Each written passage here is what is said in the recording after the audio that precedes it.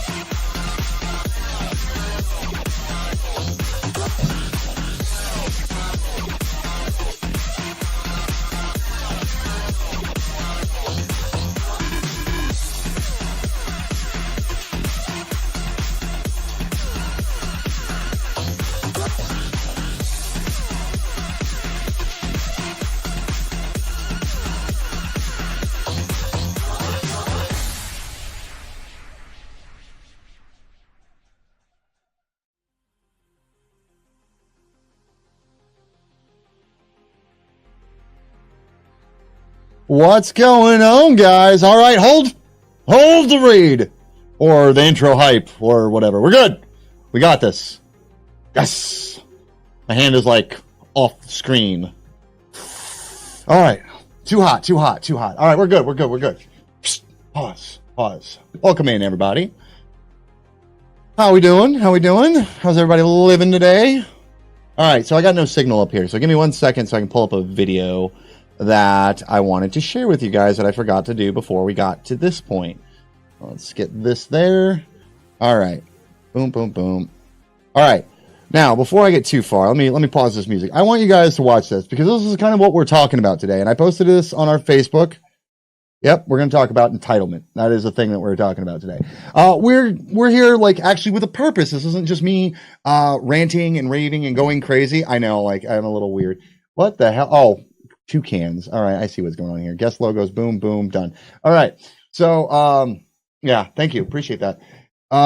So normally I'm talking to you guys about a topic or I'm talking about channel stuff, right? Like there's a little bit of both. There's a little give and take. I've been talking mostly about channel stuff the last couple of times. I felt like now that we're in the middle of Mixer's cyberbullying, anti-cyberbullying campaign, that this was a good time for me to talk about subject matter, right? Like, let's talk about a subject. So today we're going to kind of talk a little bit about entitlement and constructive criticism. That was what was planned. I have another thing that I'm planning for diversity in gaming and how we need to be more accepting and tolerant of people of different lifestyles, races, ethnics, creeds, and different things that are supposed to be going on. I don't know, like guys, I don't know what's going on with Mixer. If you need to switch to audio only, that's fine. Try switching to 1080 manually on the gear, on the cogwheel, and see if that helps. Because switching it to a lower resolution or leaving it on auto has been causing issues. So try switching it to a manual resolution. If you can, we're streaming in 1080, so try to do it in 1080 first. Just pro tip. Sugar says 320 worked fine for her. 1080 worked fine on my laptop and on the PC. So we'll give it a second to kind of recoup. But again, this is a podcast, guys. I'm not going to be playing a game. I am going to play a video to start, but you don't need to see the video. You need to hear the man's words. That's what we're going with. And I want everyone to be able to hear what this gentleman by the name of Garrett White has to say about entitlement. Because as content creators, we deliver a lot of free content to everybody. We're like, if we're able to not if we're able to get paid, we want to get paid. You guys sub to us, you tip us, you buy Stream Loots cards, you send us loots, you do all sorts of things. But ultimately, I'm not guaranteed a paycheck from the content that I create, this podcast that we do. I'm not guaranteed any money at all. Most content creators aren't guaranteed money. They have to earn it through views, subscriptions, various other ways, sponsors or advertisements or whatever the case might be. But none of that is guaranteed. Like, you can go loots me right now and I'm going to get 3 cents because we have 30 people in here. You loots me when we have channel 1 in here and we have 5,000 people, I get $1, right? $1.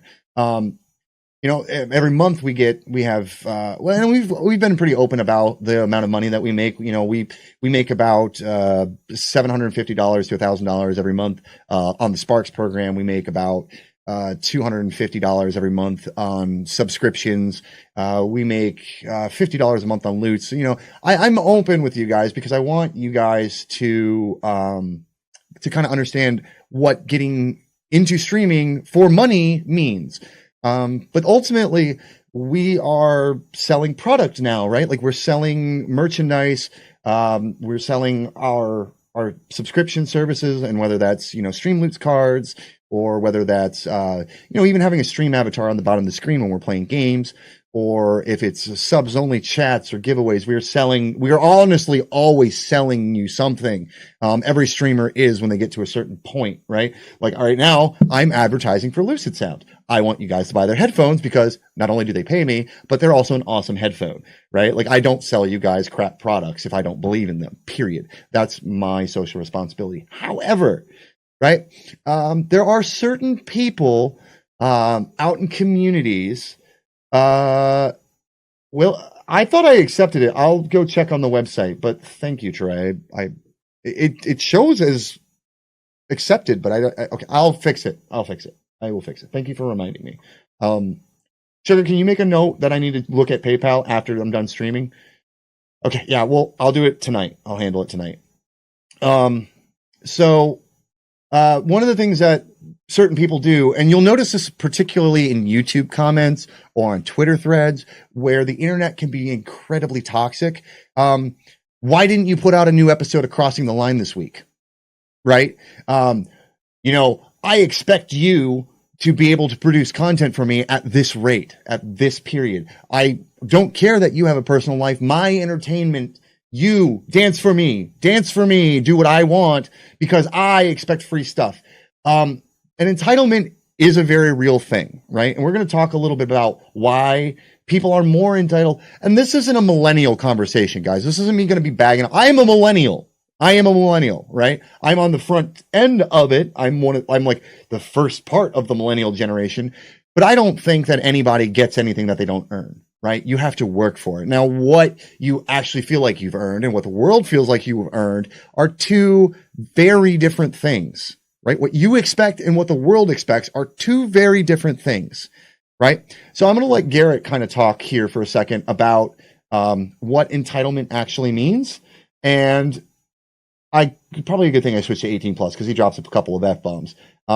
But it's important stuff, and we'll come back and we'll talk about it. The other thing about tonight's show, guys, is there's open lines, right? And if you're not familiar with talk radio, open lines means you can come talk to me on air about something you've noticed, or about criticism maybe you've gotten, or maybe entitlement that you felt that you don't understand. You guys it's open line. So if you're not a part of our Discord, you guys can Structure Hawk. Thank you for the host. You can go into the Discord and you can go here. I'll just even pull it right up. Right. So right now I'm in live chat. Boom. Right there. I'm in live chat. Sugar's in standby. Right. You guys can go into the viewer chat right now if you want to get on the line with me, and Sugar will bring you up, and I'll let you know when the line's open. It's not yet, but we'll let you know when the line's open. You can go into viewer chat, hang out, and then Sugar will pull you up into standby chat and ask you what your question is or what your comment is. And if it is actually pertaining to what we're doing, she'll let me know via whisper, and then I will bring you into the live chat and we can have a discussion. So this is our attempt at doing open lines.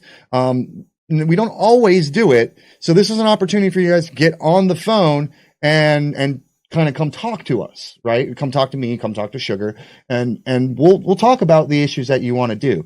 So this is something that we wanted to do very early on in the podcast. It's something that I've done before, but this is we're going to take another opportunity to do that. So if you feel like you have something to have a conversation, I want you to join the Discord and Sugar and conversation about whether it's the subject matter. All right. So she's our call screener today. Everybody be super nice to Sugar. Notoriously, radio hosts or radio callers get a really hard time from listeners, and I think you guys are better than that. So make sure that you guys be super nice to her and clearly explain what you want to talk about on the air. We'll have that discourse.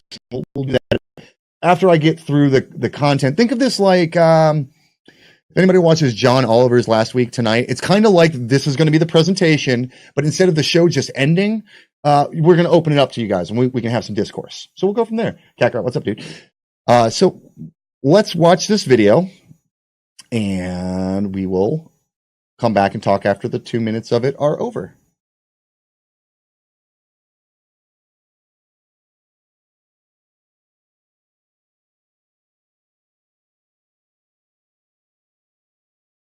Audio? This quick message is coming to you on entitlement.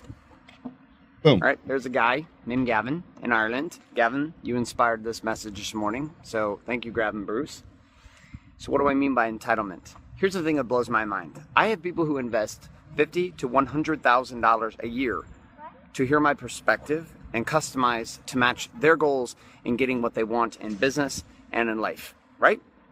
So then as a gift to the marketplace, I create things like Warrior on Fire. I create these daily book. I do the things that I do. Truthfully, my paid advertising strategies alone, my direct response marketing offline and online, and my ability to speak live in events completely satiates and satisfies what I need in business. This for me is both therapy, at the same time it is a gift to individuals around the marketplace. But here's what's so crazy to me. The entitlement that is felt from people who get shit for free. Like, it's fucking ridiculous. It's ridiculous. So Gavin's upset because I haven't posted anything new in our Warrior on Fire podcast, has no idea what the big picture of what our plans are with Warrior, what we're trying to create or how we're trying to do it. But here's a guy in Ireland who is getting something from me for free and then gets angry at me because this free thing that has gotten him inspired is not readily available like some buffet that, oh, wait, one more time for it, ready? He didn't pay for. All I'm asking for is thank you. But see, what's so funny to me is the guys that pay $100,000 to be with me in Laguna Beach, to be on the conversation with me, to have perspective in their lives, guess what they say all the time? Thank you. Guess who bitches and moans the most? Everybody who seems to get shit for free. Now, I'm not saying it's all of you. It's never all of you. It's always like that 1%. So for most of you who enjoy and get value from the stuff that I create for, one more time again, free, and who say thank you and get value and message me, say thank you, I'm honored to continue to do this. To the Gavins out there who for some reason feel entitled to all this shit, fuck off. That's all. You're not entitled to shit. You want time with me? You want to have an opinion? Wire me $100,000. That's it. I'm out. For the rest of you, enjoy Warrior on Fire and the whole new shit that we're rolling out here this next week and everything else that I what? One more time? For free, share so that I can grow and so that you can have some inspiration. I'm out.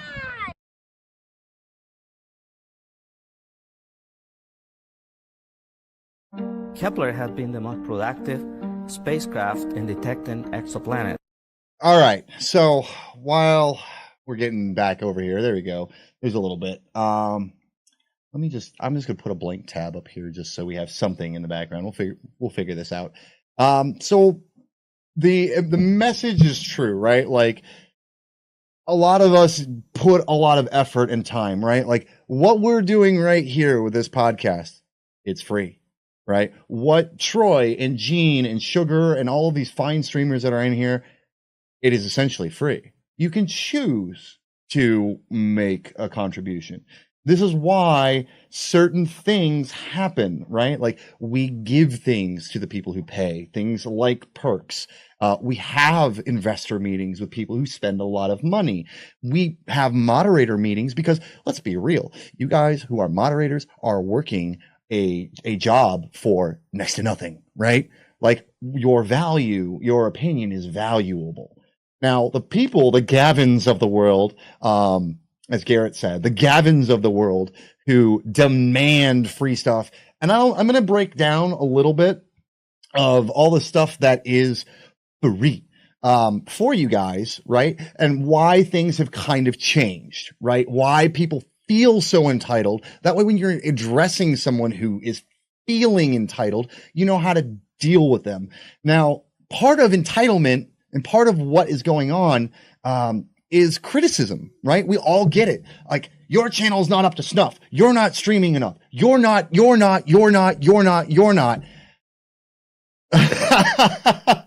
Hey, look, I know, Gene, I know, and you're good people, and thank you for thanking me, and this is me thanking you. All right? Like, we can be appreciative of enough. I'm not chally enough. I'm not raging enough. Like, sometimes, I swear to God, some of our viewers get mad that I'm not always raging, right? Like, look, I get it. You guys like the Howard Stern approach. Where's the wolf? Or are you going to do a face reveal? Blah, blah, blah, blah, blah. Give me this. Can you give me V-Bucks? Can you give me this?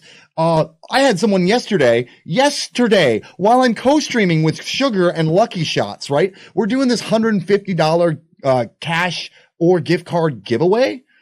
Someone just like, give it to me. Bitch, go follow my social medias and earn entries like everybody else. Go do what everyone else has to do. You're not entitled to fuck all. Right? I am Fury. No, I am Fury. Right? Free code. Where is it? Oh, which, by the way, I owe you guys a free code, which we will do at the end of today. Right? So,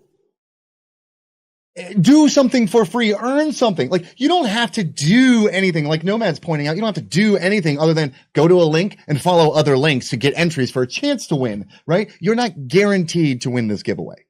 We do giveaways as a way of giving back. Okay, follow me. I'm doing this. Shout me out.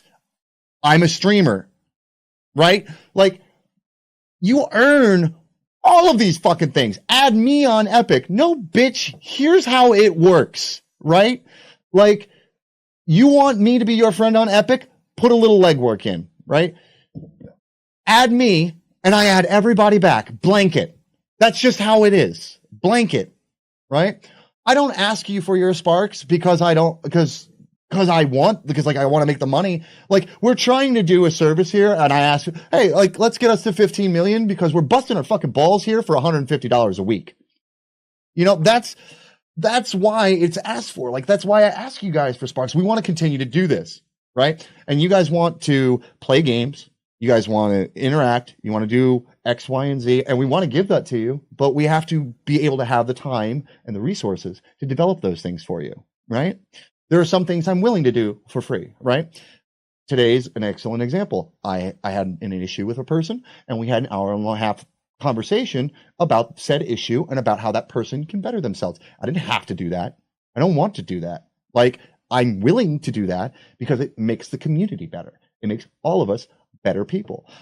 I don't have to sit there on the horn with GDL for an hour and a half and have a conversation about how he can review his streams and how he can improve. I don't have to do that. And it's not like GDL and I have ever met or like we're best friends or anything. It's something giving back to someone who's giving something to us, right? Everything is give and take. What did you earn? GDL's in here busting his ass, whether it's promoting us or whether it's being a moderator, and he has an aspiration to stream, and whether he admires us or just thinks of us as a positive influence or just likes the success that we've had, like, he values the opinion. So here's the opinion, right? Thank you for doing what you do, right? I have several streamers in here who I either met through Facebook, which I don't have to sit there and give advice on Facebook. I choose to be a positive member, right? I don't get paid by Facebook. I don't get paid by the group owner. I don't get paid by the person I'm giving my consultation to. I could charge for that. But then some ungrateful cunt who's got 100 followers and thinks they know everything will come in and go, that's not how it works. I heard differently from Queen Eliminator or Jared FPS or blah, blah, blah, blah, blah. Okay, that's fine. That worked for them. When someone asks a general question and I have experience, I'm relating to my experience. And part of the problem that everybody has, all of us, you, me, everyone, perspective, all of us have a gap in perspective because we live and exist within our own minds, within our own brains. We live here. This is our real home. The four walls around you, that's not your home. The carpet underneath your feet, the hardwood, the chair under your ass, that's not your home. You, as a being, exist up here.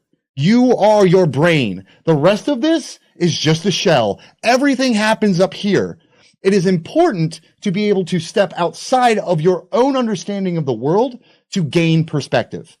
It takes a lot of effort, and it takes some serious training to become self-aware. What is self-awareness? All right, well, here, look, I did this. You guys can't see it? I have notes. I wrote notes. So let's describe self-awareness. Conscious knowledge of one's own character, feelings, motives, or desires. Why are you in my DMs telling me I'm not streaming enough? Why are you in my YouTube comment section saying this is trash? Why are you saying, like, this is trash is destructive criticism? You're a trash player. Destructive criticism. These do not make friends. These do not make allies. And everything that you do in life, in streaming or otherwise, is about creating relationships and allies with other people. Do it. If you want to do something like that, there's a way to be constructive. What is constructive criticism versus destructive criticism, right? You have to be self-aware of the type of criticism that you are giving. And self-awareness will usually tell you what kind of response your criticism will get. Example, if you come into my channel and say your channel is trash, I'm probably just going to say something to the effect of, your attitude is trash, right? That's probably what I'm going to say. But if you come at me and go, hey man, your channel's audio is off. Hey, I'm an audio engineer and I do some stuff. Maybe I can help facilitate an easier process for you to get clearer audio. Maybe it's something like your overlays are they don't blend well. I do some light graphic work on the side. Like, can I slide into your DMs and maybe give you some constructive criticism? That's constructive criticism. Destructive criticism is taking something you don't like personally, you do not like it, and then trying to trash it, right? Like trying to tear it down because it's not what you want. You can always slide in my DMs, Gene. Always. My DMs are open. We have a suggestions section in our Discord. If I wasn't open to criticism, that would not exist. Period. So what is constructive criticism? It's the process of offering valid, well-resourced opinions about the work of others, right? Destructive criticism is feedback that can be understood as blunt or accusational that are designed to make the recipient feel hurt or angry. You're trying to elicit a response. Destructive criticism is only trying to play on the emotions of the other, not the reason. Constructive criticism is mutual understanding and trying to come to common ground, right? Why do you have now playing up on the top of your screen? Well, because a lot of people will come in here and ask, what are you listening to? What is the song title? What is the artist? This is why we do it the way that we do, right? We have that dialogue. There is dialogue. Destructive criticism is targeted and focused and energized in such a way that is trying to elicit an emotional response. You don't need to put a person down to get your point across. And that kind of comes into the whole cyberbullying thing, right? Like, people will come into your channel. Oh, you're trash at Fortnite. Yeah, I know. Could you say something that I don't know? Like, I'm not going to give you the satisfaction of being like, what do you mean I'm trash at Fortnite? You're right.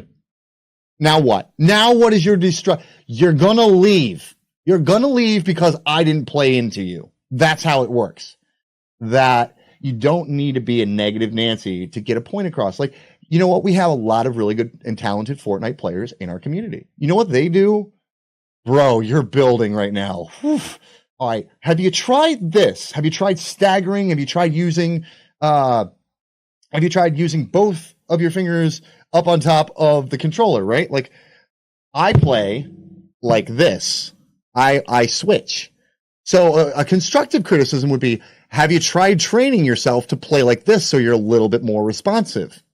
Okay, I can try that. I may not be able to do it, but that is constructive criticism, right? Like that is an honest way to say, hey, this is how your building can improve. If you come in here and like, God damn, you're trash at building, bro. What are you even doing? Why are you playing Fortnite? Stick to Apex, whatever the case might be, right? There it is. Candy's bot has got it spot on, right? Like you can offer, like, I notice you do this thing. I notice you get stuck on this. I notice that, like, that's offering up an honest opinion from someone who's probably, like, that person is probably in either case, not always the people who say you're trash. Because let's be real, we've all gone and done that 1v1 or had that bro come into your lobby. They're like, oh, bro, you're trash. You're totally shit. And then you get them into a lobby and you just scorch them. And they think they're an expert because they've watched fucking Tfue or Ninja a handful of times. Oh, I'm pro because I watched. Bitch, please. Right? So you, myself, everybody, we can all work on perspective, right? We can all learn different ways to critique people effectively, right? Like they say that imitation is the most sincere form of flattery, right? So, you know, like something that I did, and I'm going to use Troy here just as an example because I love Troy and Troy will take this well, I hope.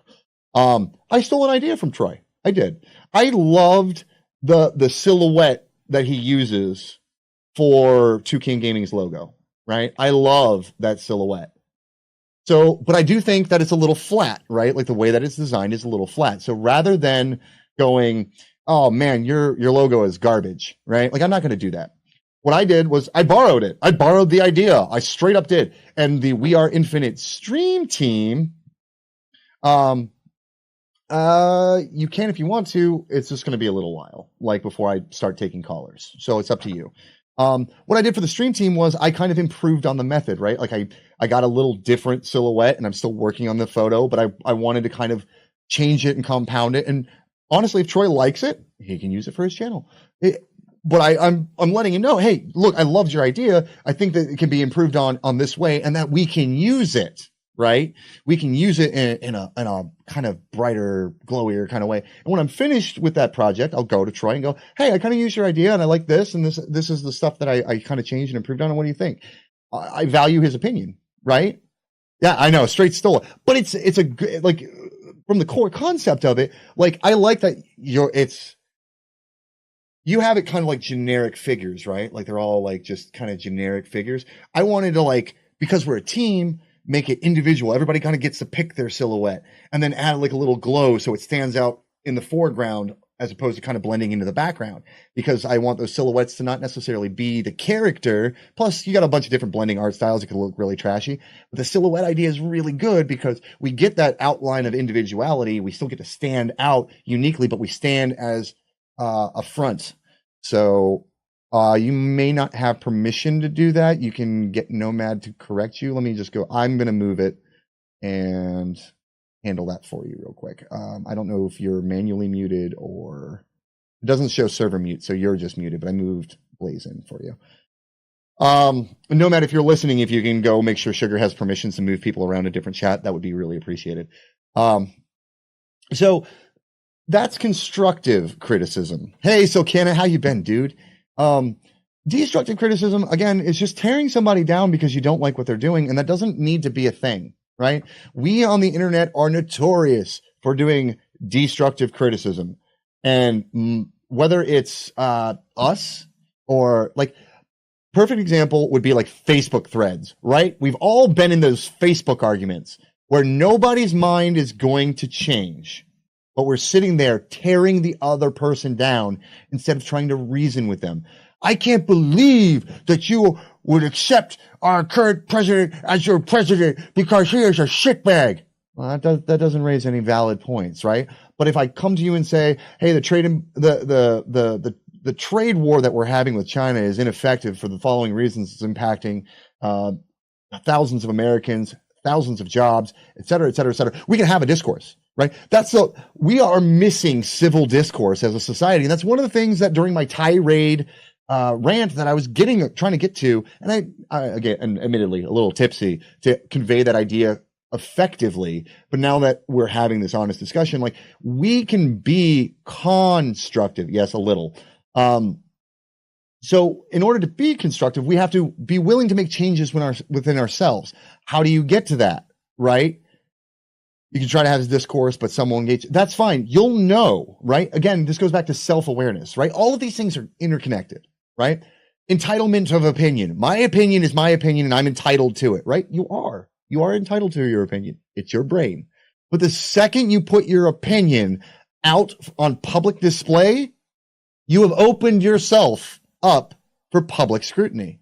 And you, as the writer of that, need to be self-aware enough to say, can my mind be changed? Am I so adamant for this point, this perspective, that I am completely unwilling to change? Am I completely unwilling to hear the other side of the coin? And that's where perspective comes into play, right? What does the other side feel? How does your comment make the other side feel?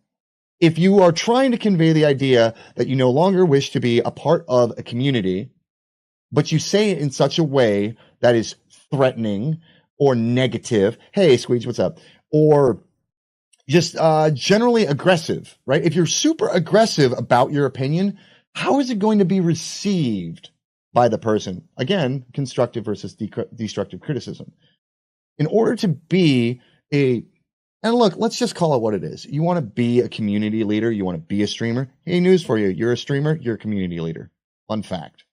You want to be a moderator, right? You're a leader within that community. I'm just tying it to things that are local, like right here, right now, the people who are in this community. Understand who and what you are to other people. You go on Facebook, you're just another Joe Schmo. In front of a camera and however many people are watching right now, right now I'm a community leader. And I understand that role and I take it seriously. That way, if two of you are having a conflict and you come to me, I can try to disperse that conflict. If one of you doesn't appreciate what we stand for, you can come to me and tell me that in my DMs privately, and we can sort through that. The second you start putting it all on blast in, let's say, a Facebook forum or on Reddit or somewhere where that it can be publicly viewed, you've opened yourself up for public scrutiny. It's not a complicated thing, right? It's not really a way of looking at the world that is outside of your ability. Like, we can all sit here and act like the world is against us.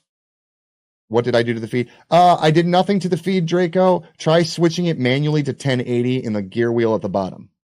There's some mixer issues going on right now, so try to resolve it that way. What's up, Joey? Nothing, man. We're just talking about constructive criticism, destructive criticism, entitlement, and self-awareness. Like, we're trying to help people become better people. That's the idea. We want to see people grow on the platform. I don't want folks to be negative little bitches all the time, right? There's a way to address somebody that is mutually understandable, right?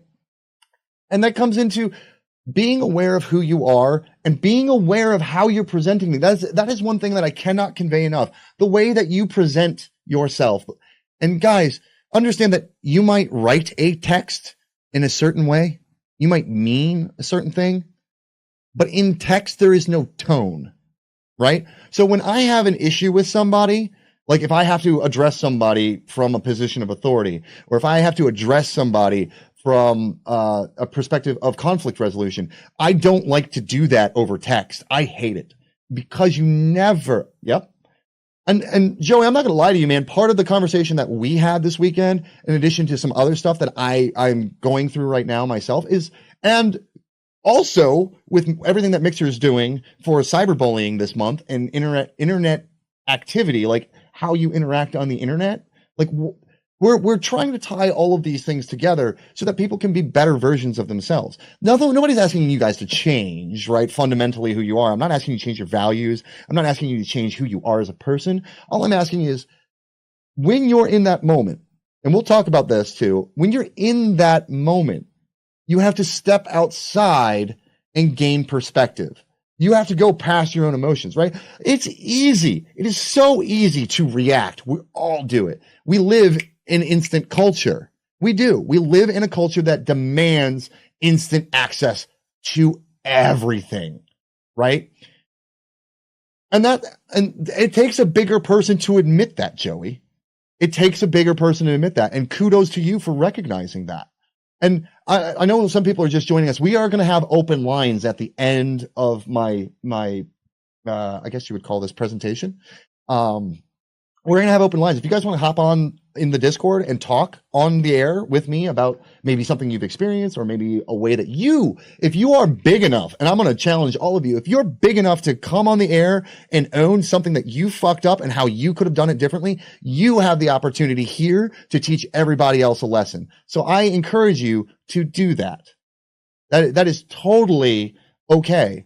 We're here to resolve issues, and we're here to help you be a better person. I'm not trying to be up here and say, I'm the best person on the planet. I'm not without flaws. Look, I just owned that I went on a tirade that probably went too far a couple of weeks ago.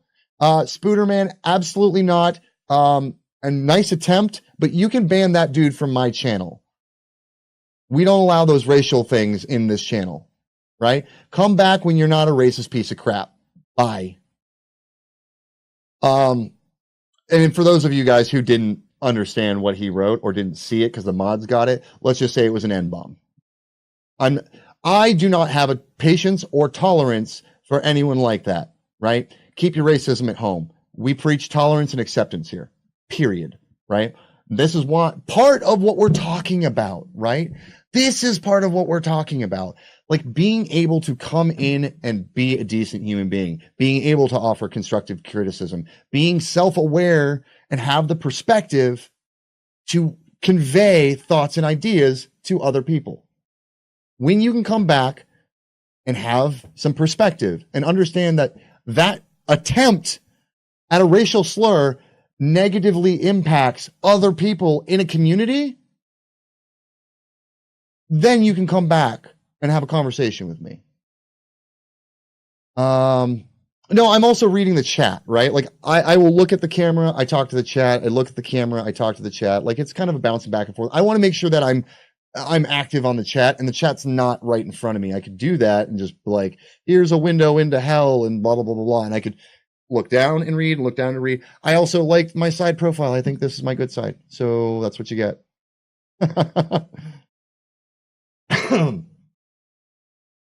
Let's see. Nothing. Okay. But yeah, like, yeah, gotta show off those 31s, right? Like this is it's just one giant paid advertisement, except that it's not paid. Nobody's getting paid. So one of the things that I think entitled people, like people who feel really entitled, the lack of perspective, the lack of self-awareness, one of the things that people do regularly is play the victim, right? Guilty of it myself. I do this and I need to be a little bit more aware of when I'm doing this. And because playing the victim closes your mind. It closes your ability to take in information. It closes your ability to process what someone else is saying to you because you're so wrapped up in your own shit. Again, self-awareness and perspective. So let's understand playing the victim, right? The fabrication of victimhood for a variety of reasons to justify the abuse of others. Manipulation, attention seeking, or as a coping strategy. Playing the victim means it's about you.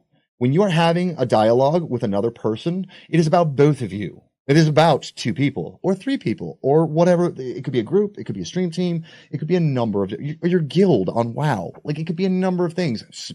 Look, we've had that happen inside of Dino Squad where like a dozen people get involved in a conflict and nobody understands each other because people are so wrapped up in their own offense and their own problems that they don't get to understand where somebody else is coming from.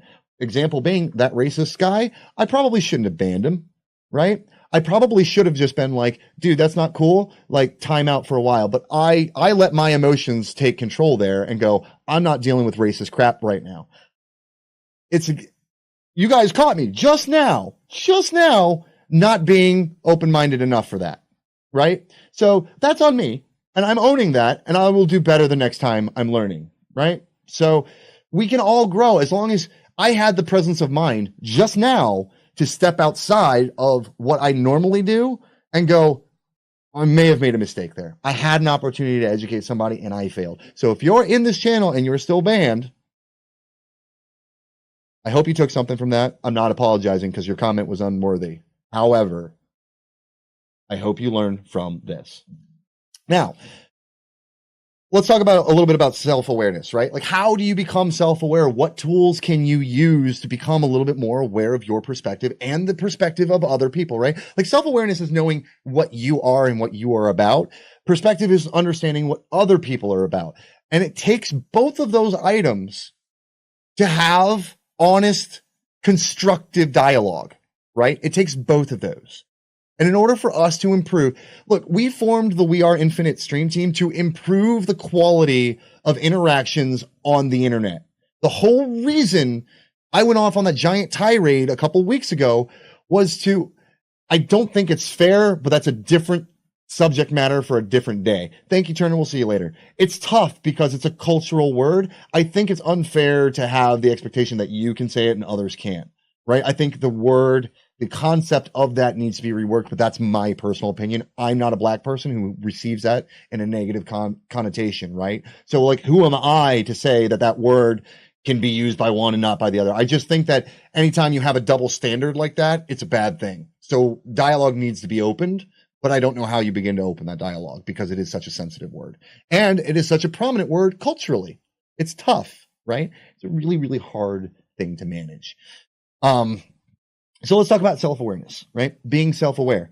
Conscious knowledge of one's characters, feelings, motives, and desires, right? You have to know what you are about. You have to know who and what and kind of how you are about different things. Like, it helps to know that you get emotionally triggered, right?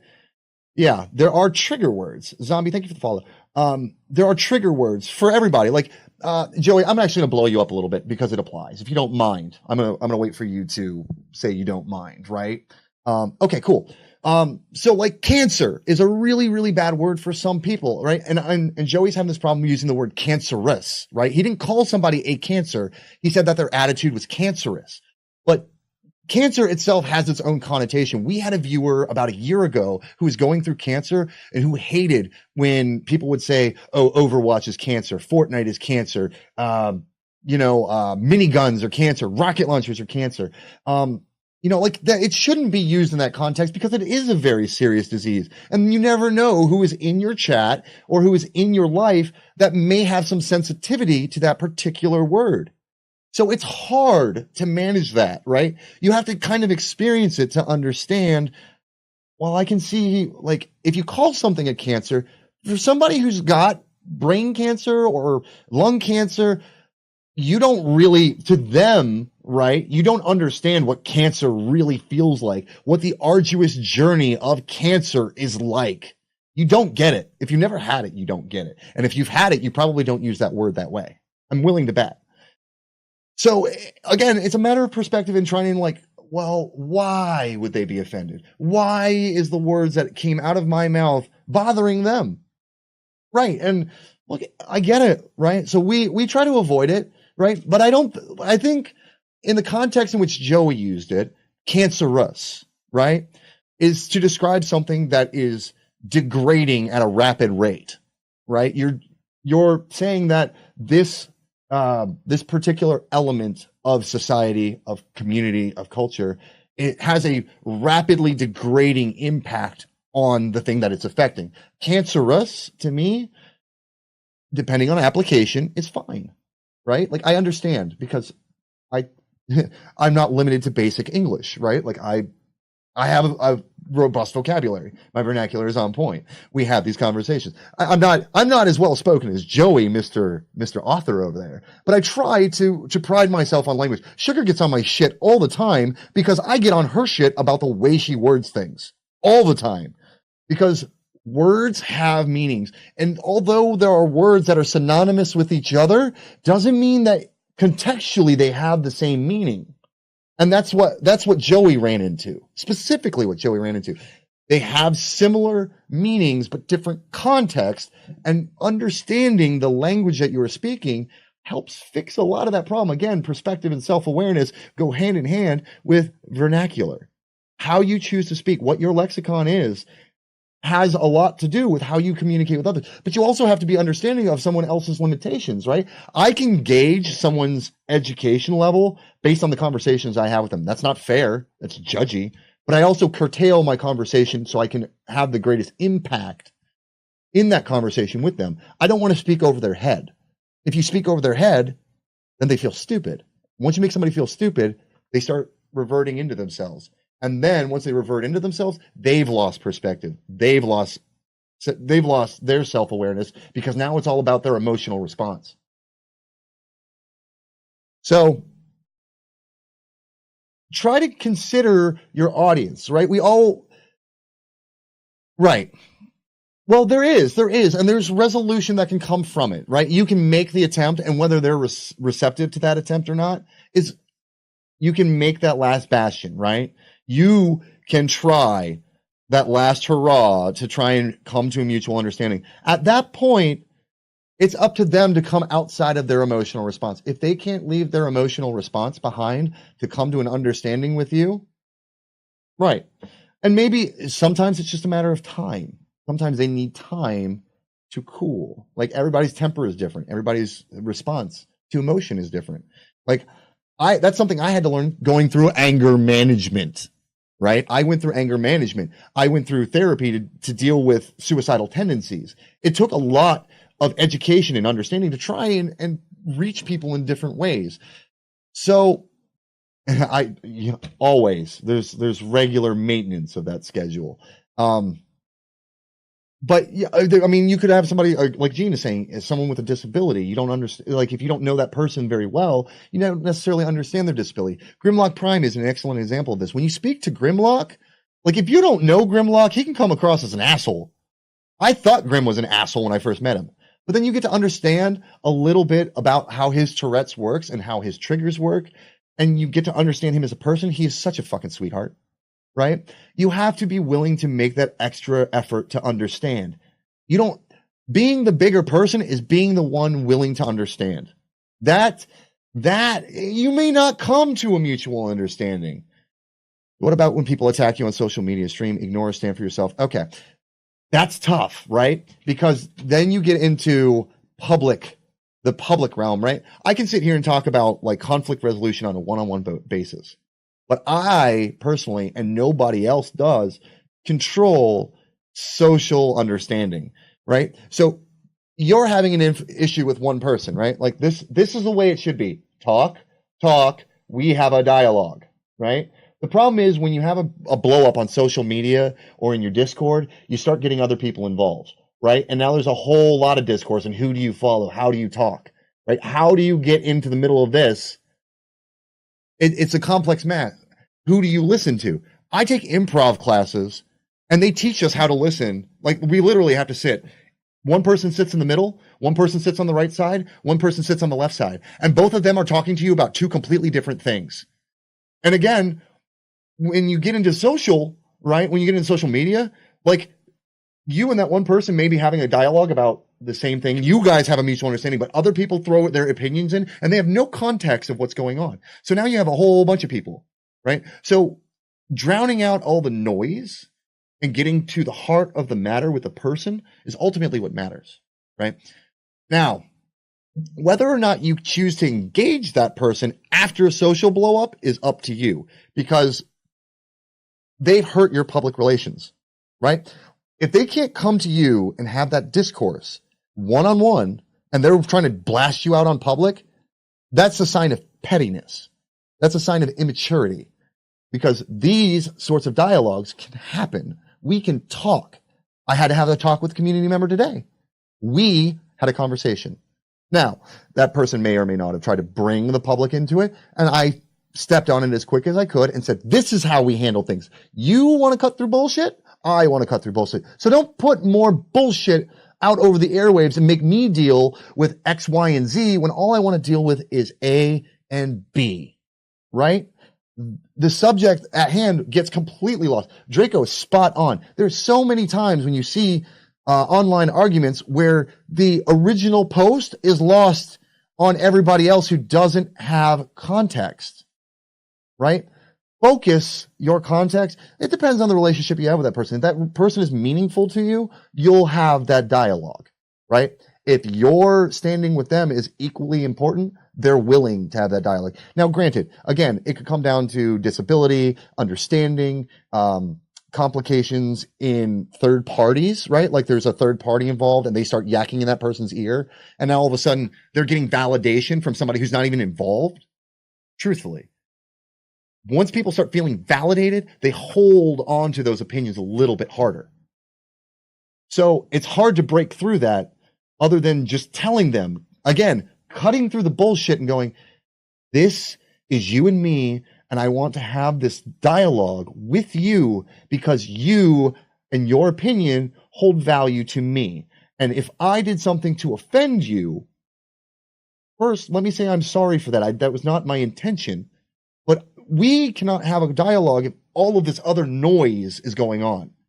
So let's ignore the noise. Let us have some discourse. That is to the heart of the matter what constructive criticism is about. That's how you have constructive criticism. You may not, Mr. Bang Average, thank you for that host. You may not have, right, the best relationship with that person.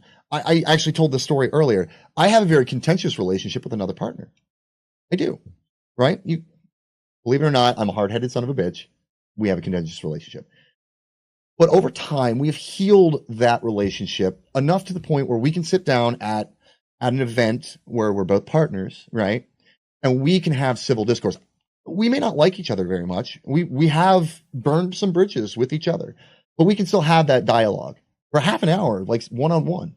We can still sit down at, a mixer event. Like that individual would be on the floor during Hype Zone Live and I would be the shoutcaster. We have to have a working relationship, right? We can still get to that point because we were willing, whoever was in the right or wrong, we were willing to come together and go, look, it's not good for the community if we have this. So let's at least come down to a baseline understanding and acceptance of who each other are. And if you want to continue to have we don't have to have a close relationship to be colleagues, right? Like to work hand in hand, you have to have trust. You have to have faith. There's a little bit more that goes into it. But to be colleagues, all we have to do is be civil. And civility is something you can get to pretty easily. Coming back to a mutually working standard would not be possible in my instance. But we've also had the bridge burn for a long time. But it will take a long time for that wound to heal. Or for someone who just had an incident happen, like it's fresh in your mind, you still have an opportunity. And what you do opportunity is the best thing to do is be open and hear them first. If you offended someone, hear them first. Own it. Take responsibility. Okay. So we'll talk a little bit about self-awareness, how you can improve it, because I kind of derailed there. So let's talk about it. Like how to become more self-aware, right? How are you aware of what you're doing, what you're saying, and how that is being conveyed to other people? Consider your life story, how you've grown up, how you were disciplined, how, like, I grew up in an upper middle class family. I had everything as a kid, right? Like, I had a pool, I had a guitar, I had a TV, I had a fucking new game console. I was a spoiled bitch. Well, I got in the real world and realized that everything wasn't coming to me for free. Mommy and daddy had to work for it, and they gave it to me because they wanted me to have a nice lifestyle that they didn't have. So from not having anything and from not being given everything the rest of my life, I have had to develop a sense of immediacy, right? Like survival tactics. I don't know when my bills are going to get paid on any paycheck, right? So I become more appreciative of having nice things, like my nice computer, my nice mixer board, my fucking 65-inch TV that I bought, right? My Xbox One X that I bought. There's a lot of things that go into that. And now I'm appreciative of those things much more. And so when I see my nieces being spoiled little shits, I try to let them, and the reason our parents took that shit away from us is so that we'd appreciate it just a little bit more, because we didn't have it. It's not always going to be there. Things for you are not always going to be there. So that's That's an important thing to kind of take away from all of this, right? Evaluate your core beliefs. What do you believe in, right? Consider what other people believe in. What matters to you the most, right? Like, are you pro social benefits? Are you pro life? Are you pro choice?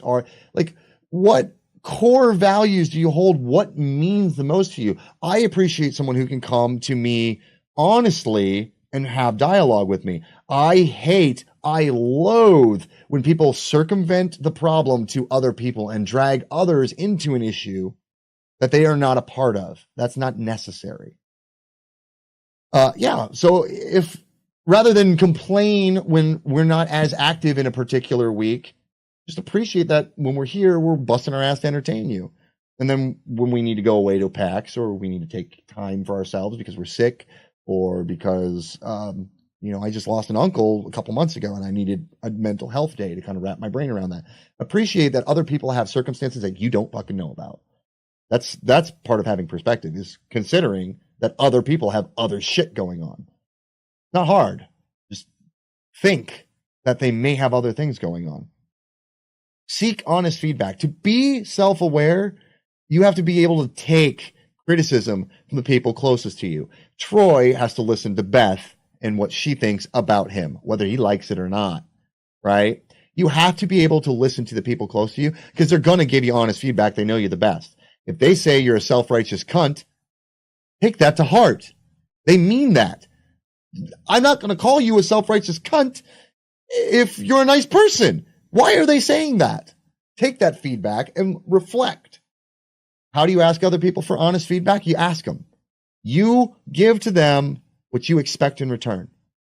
If I want you to tell me what you think about me, Gene, I'm just going to say, come tell me what you think about me.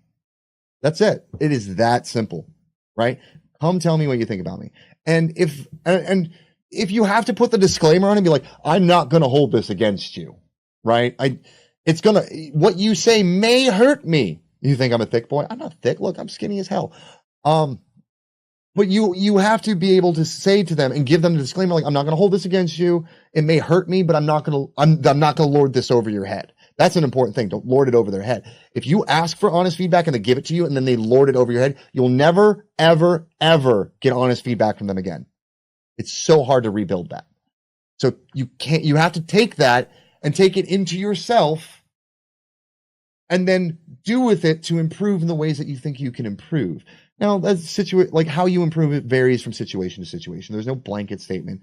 But the important thing is to those people that love you and trust you the most, when they give you that feedback, don't hold it against them. Just go, okay, hold it against yourself. Hold it against yourself, because that's what matters. Like how you change, how you look at it. Again, self-awareness. Oh, that's a part of me that I'm not aware of. Okay, now I'm aware of it. What are you going to do with it? You don't blame the other person, right? Because it's part of you. How are you going to blame somebody else for something that is a part of you?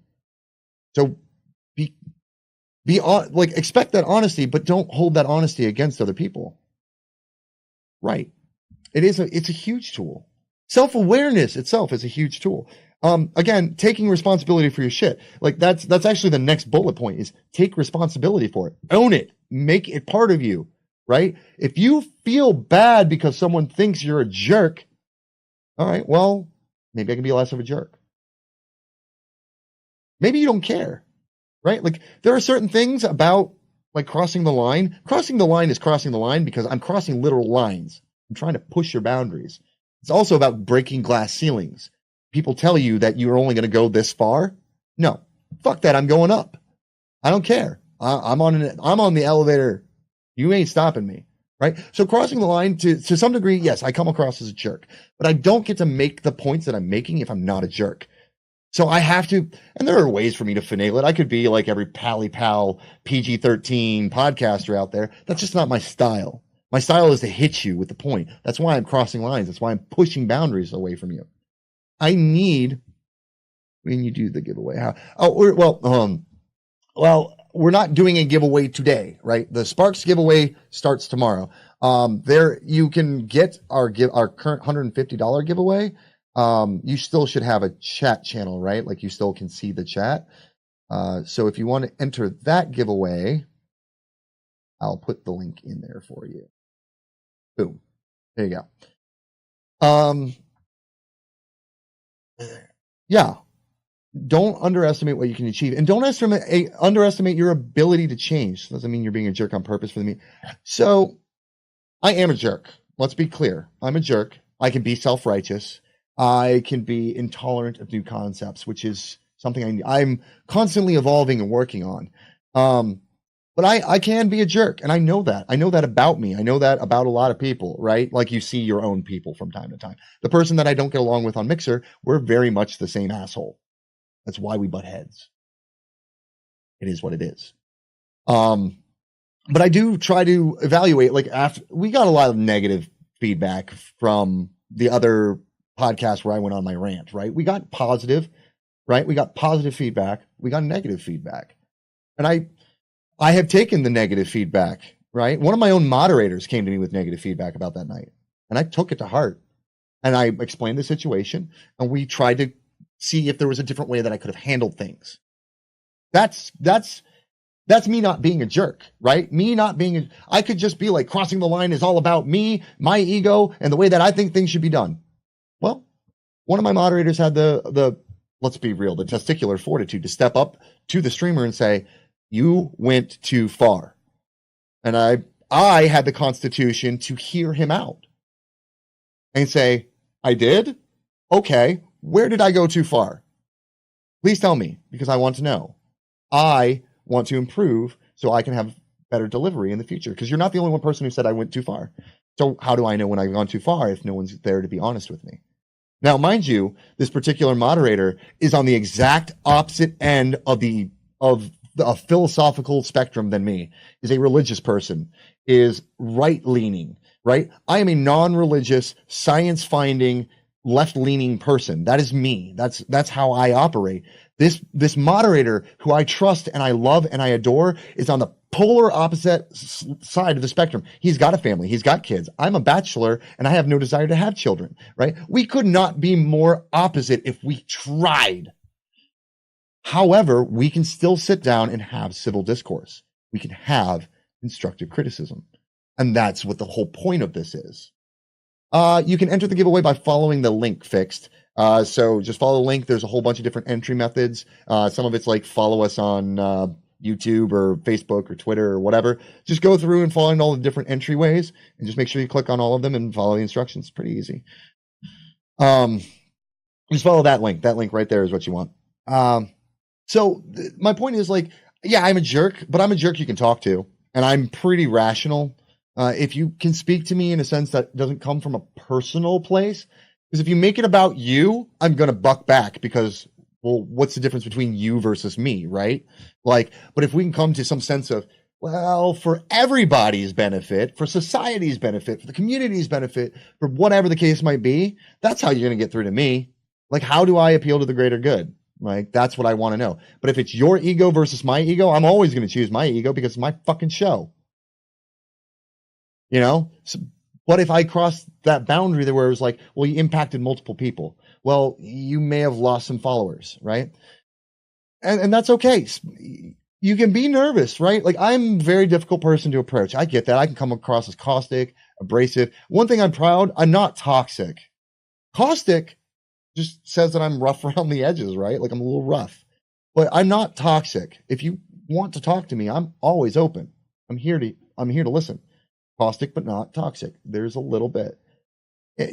I hope so. Honestly, like, I never asked for it, but I'm glad that it's happening. And I hope that we as a collective can inspire others to do better. That's the whole point of the We Are Infinite stream team. I want all of us to take some of these lessons that, yeah, I come across as a little preachy when I'm doing it on Crossing the Line and I'm doing a solo show, but I'm not doing it for myself. Like, we as a society can do better on the internet, right? Like, think about it. And this comes into entitlements, right? We all feel like we're entitled to shit. 20 years ago, you paid for every bit of content you got. There was no internet. You didn't get everything for fucking free. Maybe not more than 20 years ago now, but in the mid 90s, you paid for cable, you paid for pay-per-view, You paid for this, you paid for that, you paid for information, you had to pay for your library card. Now you have Wikipedia. You used to have to pay for your library card to go check out a book, right? Now information is free. Information is free. Entertainment is free. You used to have to buy an entire CD. Now you can buy one song. You only have to get that one song. You don't have to pay the $14 for the CD. Now you pay $1.29 on Apple iTunes and you get the song you want. Just the song. You don't have to buy the artist's entire shit. I remember back in the day buying Our Lady Pieces CD and Korn CD and Limp Bizkit CD and da-da-da-da. Well, Gene, actually, to tell you the truth, I admire a couple of things that you do. The volume meter that you have, that scene that you do, I think it's excellent, man. Like, honestly, I wish I had thought of it first, but you have some great content ideas. What's up? I'm Jeffy. So there are things that we can all do to recognize our own entitlement, right? Like, you download movies for free, you download songs for free, Napster and LimeWire and all that stuff. We all got stuff for free for so long, we forgot what it's like to earn something. That's where entitlement comes from. We forgot what it takes to earn as a society, as a culture, as people. We have forgot what it takes to earn. You come into my channel and you say, give me a shout out. Well, bitch, let me tell you something. You haven't earned the shout out. You haven't been a valuable member of my community. Shit, you haven't been a member of my community for more than 5 minutes. Hell, you haven't even dropped the follow button, for fuck's sake. And you think I'm going to give you something? No. If you want something from someone, if you want a shout out, you want a raid, you want a host, you want to become, go earn it. Come be a valuable contributor in my chat, right? Like, have a dialogue with me off stream. I'm available on Discord. I'm available on Twitter. I'm available on Facebook. I'm available in a multitude of different ways. You want to have some honest dialogue with me? Do what G-Del did. Say, hey, bro, you know, I'm here. I'm working. I'm doing my thing. I was wondering if you mind popping in for a little bit. You know, like, just give me an honest review. You know, we give him shout outs because he's a moderator who streams. He works his ass off when he's here. I don't give it to you for fucking free. No, that's not how it works. The world, contrary to popular belief, the world isn't free. I still got to go buy groceries. They're not free. I have to make my car payment. It's not free. My rent is not free. My insurance, it's not fucking free. Even water isn't free. You can go outside and collect with a rain bucket. Who knows what you're going to get? Anybody see that brown snow that fell? Brown snow. You can think about it. It's a trick, though. How many things you can have a well. You paid for well water when you bought the house because part of the sub pump was part of the house. Water's not free. Now, granted, you pay a lot less than the rest of us do who get city water, but it's still not free. And if your sub pump breaks down, you have to fix that yourself, don't you? It's not free. It just comes with different terms and conditions. It's the same thing as like having an apartment versus owning a home. You have to get a replacement heater when you own a home. Your heater breaks, you replace it. When you work in an apartment, or when you live in an apartment, you're paying extra money and not getting any equity out of it because they're taking care of it for you. It's still not free for you. You never earned any equity into your living situation. Nothing is free. Information isn't free. Going on the internet, where the fuck did you get the internet? You stole Wi-Fi. You stole Wi-Fi. You stole a song off of LimeWire and Napster. I see you guys having some conversations about that. You stole it from piratebay.org. You stole it. The only way you get something for free, 9 out of 10 times, I shouldn't say only. I'm not going to speak in hyperbole. More often than not, if you're getting something for free, it's not free. There's either free samples. They're trying to hook you. That's not free. That's you spending your time to sample something. Hyperbole. Hyperbole. I'm speaking in an extreme. And I can't stand hyperbole in my own life. So, like, when you speak in extremes, it's always, it's never. Well, is it really always or never? This goes back into constructive criticism. Is it always or never? Because if you can't recognize your own hyperbole, hey, Dro, what's up? If you can't recognize that you're speaking in hyperbolic terms, then how are you supposed to convey effectively? Like, if I were to tell Troy, you always sound like you've got a cock in your mouth when you talk on stream. How is he supposed to know how to fix something, right? But if I say, hey, Troy, there's some times when your audio is a little bit off, right? Like it sounds muffled. I don't know if it's mic position. I don't know if it's maybe some setting in OBS, but you have this issue from time to time. And if I can point to a specific issue, that's constructive criticism. If I'm saying, Troy, you always sound like you've got a cock in your mouth. Well, that's not being constructive. That's kind of destructive, right?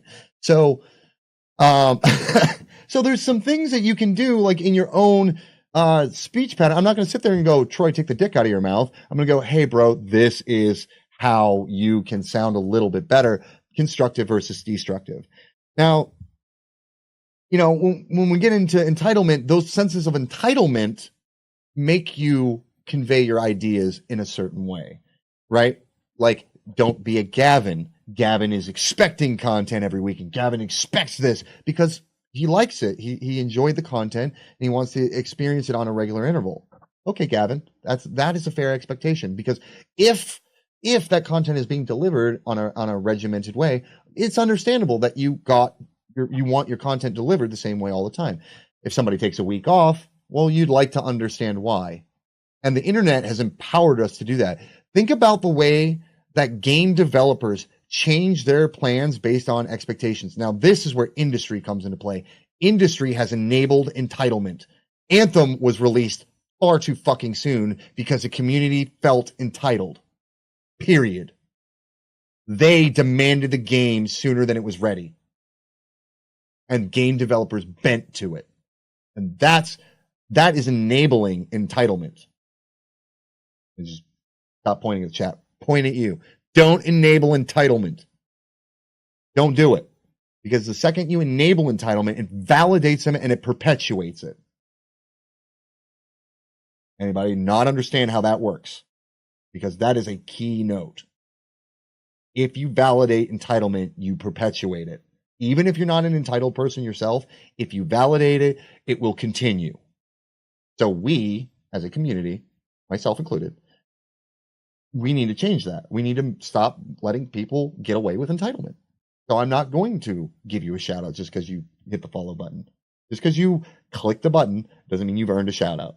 Just because you click the button doesn't mean that I'm going to follow you back. Just because you came into my channel and typed in F for F doesn't mean I'm going to actually follow you. Right? Earn it. It's not hard. It's not complicated. Hang out for a few days. Come be an active part of my community. You know why I love this chat rating system that they go? Because I can know with certainty how active you are in my chat. I hope this thing stays. Because now, when somebody comes in and they've got a circle and a 1 next to their name, I got news for you. If you have a circle and a 1 next to your name, that means you haven't typed 2 messages and hit the follow button. That's all it takes. Hit the follow button and type in 2 messages, and that is all it takes to get level 2. So if you're in here level 1 and you go, can I have a shout out? That means the only thing you have done is type in, can I have a shout out? Guess what you're not getting? You haven't earned it. So allow yourself to kind of consider some of this stuff. Are you behaving in an entitled manner? Are you enabling entitlement? Are you offering constructive criticism? Are you being a destructive person? Now, I'm not going to pretend like I don't have destructive things to say. We all, I don't like saying I hate this thing, but sometimes I hate things, right? Like I really genuinely do hate Overwatch. I hate it. But it doesn't mean I can't say that Overwatch has merit in X, Y, and Z. Sorry, Lord. I know I'm always picking on Overwatch, but I can appreciate why people like it. I can appreciate communities who perform it. And then again, going back to how to be constructive. I may hate Overwatch. It's not my cup of tea, but constructively I can go, here, go follow my friend Lord Viol. He's a competitive Overwatch player, and maybe you'll enjoy his content. That's being constructive. You know? So how you maintain yourself and how you react to stimuli, right? Someone comes to you and says, you're not X, Y, and Z. Well, okay, fine. I'm not X, Y, and Z. This is why I'm not X, Y, and Z. Why does it matter to you? That's asking those questions is how you direct the flow of conversation and go from destructive to constructive. There are ways to change a destructive conversation into a constructive one. Now, that's going to vary situation to situation. There's no blanket statement that covers all of it. But what you can do is just keep an open mind, keep perspective, and remain self-aware. If you can do those things, most situations, you'll find the right way. Read their face, listen to their words, listen to the ideas that they're conveying, stay alert to the conversation. You let yourself phase out to crowd noise or phase out to a show that's in the background or phase out to something else. You're not giving them you're not allowing them honest input because you're letting yourself be influenced by other things. You have to be able to be willing to hear everything. And if you're willing to hear and listen and then offer something constructive in return, you know you're doing the best that you can with the situation that you're given, right? Sorry, my mouth's going dry. I'm talking a lot. Nobody has the right. Well, you have the right. Almost every person exclusively has like the right to certain things. You have the right to life. I believe that everybody should have the right to basic necessities, right? Like air, water, food. You have a right to that. Do not all perceive a person differently? If Kayla stole a Mercedes Benz, right? We would condemn that. But if, let's say, G-Del was homeless and stole food for his family, we would understand that, right? Context matters. Oh, I'm just pointing it out. I'm just grabbing two names. It doesn't matter if it's G3 Darth stole a Mercedes Benz, right? If someone stole something for pleasure versus basic necessity, it's a big difference. Understanding context, right? I'm not going to hate on G-Del for stealing for his family to provide for them, right? It's that whole scene from Aladdin. You know, you steal the food because you were a street rat. You need to survive. That's something that there's some understandable part of that. But if you're stealing a Mercedes Benz when you have a perfectly good Chevrolet Cavalier out in your driveway that drives you, gets you point A to point B, it's gonna be a lot harder to understand that. And I'm not even saying like I think Robin Hood is a crock of shit too. Stealing from the rich, giving to the poor, you're just another fucking criminal, right? There is something to be said for those people stealing to survive. There is another thing to be said for being a vigilante. Batman, Robin Hood, these are vigilantes. They're taking the law into their own hand. That might be a step too far, right? You were not elected by the populace to enforce those laws, to write those laws, right? So there's some measure in between. Now, again, Batman could be a better person if he'd spend his fucking billions solving world hunger. But no, he bought himself a fucking Batmobile, a bat plane, a crazy ass utility belt, and a way to mask himself because what he's doing, he knows is wrong. He knows it's wrong. That's why he does it the way he does. Because you could very easily just be a philanthropist and spread that money around. Batman ain't no superhero. Batman's a bad, bad man. And Joker called him out on that shit. Sorry, it's true. You got called out accurately by someone who's criminally insane. But regardless of all that, because we don't need to sit here and talk superheroes, because this is all fictitious work. But in the grand scheme of things, in real life, if someone were to steal for their family's survival versus, their own pleasure, their own narcissism, that would be a significant difference in how we perceive them. So understanding where and why and how the person across from you is coming from, that's perspective, right? Having that perspective can completely change the way that you talk to somebody. You have to be willing to understand the person on the other side. That's just a fact. And that goes into bullying. Like you go into somebody's channel, you burn the furry. You're not willing to understand. Hey, are you a furry? No, I'm not a furry. But okay, well, that's contrary to my understanding because you're representing yourself with a digital avatar. And that to me, like that falls under furdom. Well, yeah, to a degree it does, but I don't live that lifestyle. I just exist that way. I'm a character, right? There's a difference between being a character. Like you don't call the voice actor of Scooby-Doo a furry just because he voice acts for Scooby-Doo, right? You don't call him a furry. He's just a character. He's an actor. I fancy myself more an entertainer because I'm live, I'm not an actor, but I take on the character of Wolf Chatley, you know?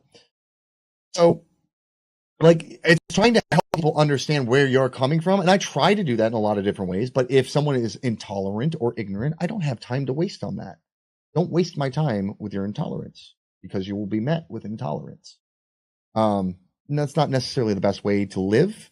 And maybe I could do a better job of it. And it's something I've considered, right? It's not that I'm completely like, fuck that guy, burn the intolerant because they want the furries to be burned. That's not how I'm living life. It's just like, I've got a show to go. You know, if I got 5,000 people in here because we're on channel 1, I'm just not going to deal with you, right? I'm just not going to deal with that because I've got hundreds of other people who are active in chat that I'd rather spend my time conversing with. I'm not going to deal with, you know, the guy who's dropping an N-bomb in here cleverly, right? It's not so clever. We're on to you, bro. So it's hard to know what emotion feeling. Right. So I will get to questions, Gene. Let me do this for you because it's the biggest thing when dealing with emotions. And this is part of this conversation that I've had recently. Is being able to recognize when you're in an emotional moment, right? That's part of self-awareness. That's part of anger management. That's one of the biggest steps in anger management is being aware that the next thing that your emotions have taken over your rational thought, right? To compartmentalize is a process. And depending on your mental state, any mental conditions you may have, it can be more complex to compartmentalize and shut part of your brain out. One of the things that I was taught as a DJ was when I go to a wedding and I'm representative of that couple in that moment, the biggest day of their life, I'm still an entertainer. I'm paid by them to be there and be entertaining. And this happened to me. My girlfriend of many years, my fiance, broke up with me, was cheating on me, and then decided to sue me for my dog. And I had a wedding on New Year's Eve when all the couples are kissing and happy and all that stuff, right? I'm not allowed to have my own personal emotions in that moment. It's still the biggest day of their life. And even though I'm deeply saddened that my New Year's Eve is spent knowing that my fiance cheated on me and is trying to steal my dog and broke my heart, I very quietly, I did the big midnight announcement and I watched everybody kiss and I got the music rolling again, right? We got the dancing going. We were partying. I very calmly handed the microphone and handed the deck to my partner, which I was fortunate enough to have at that time, but being aware of myself and my emotions in that moment and go, I need you to take the deck for a minute. I need to use the restroom. Okay. I didn't put it on them. I didn't put my emotional baggage on my partner. I just went to the bathroom and I cried. That's it. I went there and I just melted down and then I composed myself, threw my hair back, and I knew I was on limited time, but I needed to get it out. Right. So there are ways to cope with it. It's just hard. It's not easy. Overriding emotional responses is tough. And I'm good at compartmentalizing a lot of things. We all feel overwhelmed. It's important to recognize when you're overwhelmed because you almost have to have that out of body experience to compartmentalize properly, right? You need to be able to step back from your body and look at the back of your head and go, I want to see inside of there, and look at yourself and go, let your rational brain take over and go, this emotional piece of crap is going to get me in trouble. Not to say that you're a piece of crap because you're emotional. That's not the case. Just my rational brain is very critical of my emotional brain, and understanding that there are two parts of your mind helps you compartmentalize, right? That is a tool that you can use. Understand that there are two primary functions in your brain, right? Left brain, right brain. One's very emotional. One's very rational. One has no emotion. Sometimes it's best to let that one slip over and be a robot to a degree. Let the emotions go away. Wash all of them away. And if it's hard, you just need to think about how emotional you're being. And eventually your brain will start going, oh my God, this is too much. I'm not thinking clearly because this is not what I'm supposed to be doing right now. It's not. That's the best way I can. It would take a lot to teach. Hey, wonderful. What's going on? It would take a lot for me to teach everybody compartmentalization because it's different for everybody. Everybody learns that skill at a different rate. I could be having the worst day of my life and I'm going to still come on here and be cheery and smiley and do my best to entertain you guys. You guys have been a part of, many of you have been a part of a stream where I was depressed. They're completely different streams. And I try not to stream like that anymore because I realize, but sometimes you need to have that real moment with your stream. Like, I'm doing the best I can, Do you feel like you're too rational? Like you can't empathize? Because that's a different thing. That goes more, and I'm not trying to call you a sociopath, but that goes into sociopathy. Like letting too much of the rational brain take over. Emotions are important. That's how you empathize. Empathy is an effective tool in communicating with others. You still need empathy. You can't shut it off completely. That's balance, right? Finding balance is, look, Gene, you're not the only one who struggles through it. Yeah, a lot of people do. And a lot of people will continue to struggle through it. But the people who are successful at beating it take a cognizant approach. They're focused on becoming better at that. You have to be willing to look at every aspect of how you interact with other people, whether it's live, over the phone, over video conference, or over the internet, or present yourself as an entertainer. There's a lot of different ways that you interact with everything, from your front door to your dog to your girlfriend. Right on, man. So there's a lot of different ways that you interact with everything. Being able to step outside and have that out-of-body experience and analyze, let the rational part of your brain go, oh, okay, I need to give the other half of me a little bit more control here. Like, I tend to be over compartmentalizing when I'm having fights or positive relationships with sugar. It happens. I let too much of my rational brain take over. And I need to let some more of the empathy, because a lot of me, when people come to me for advice, I give them cold, callous advice. Not the best idea to do with your girlfriend. I know that, but there are parts of me that have to change and have to be self-aware enough to go, I need to fix things a little bit. I need to be a little bit more empathetic.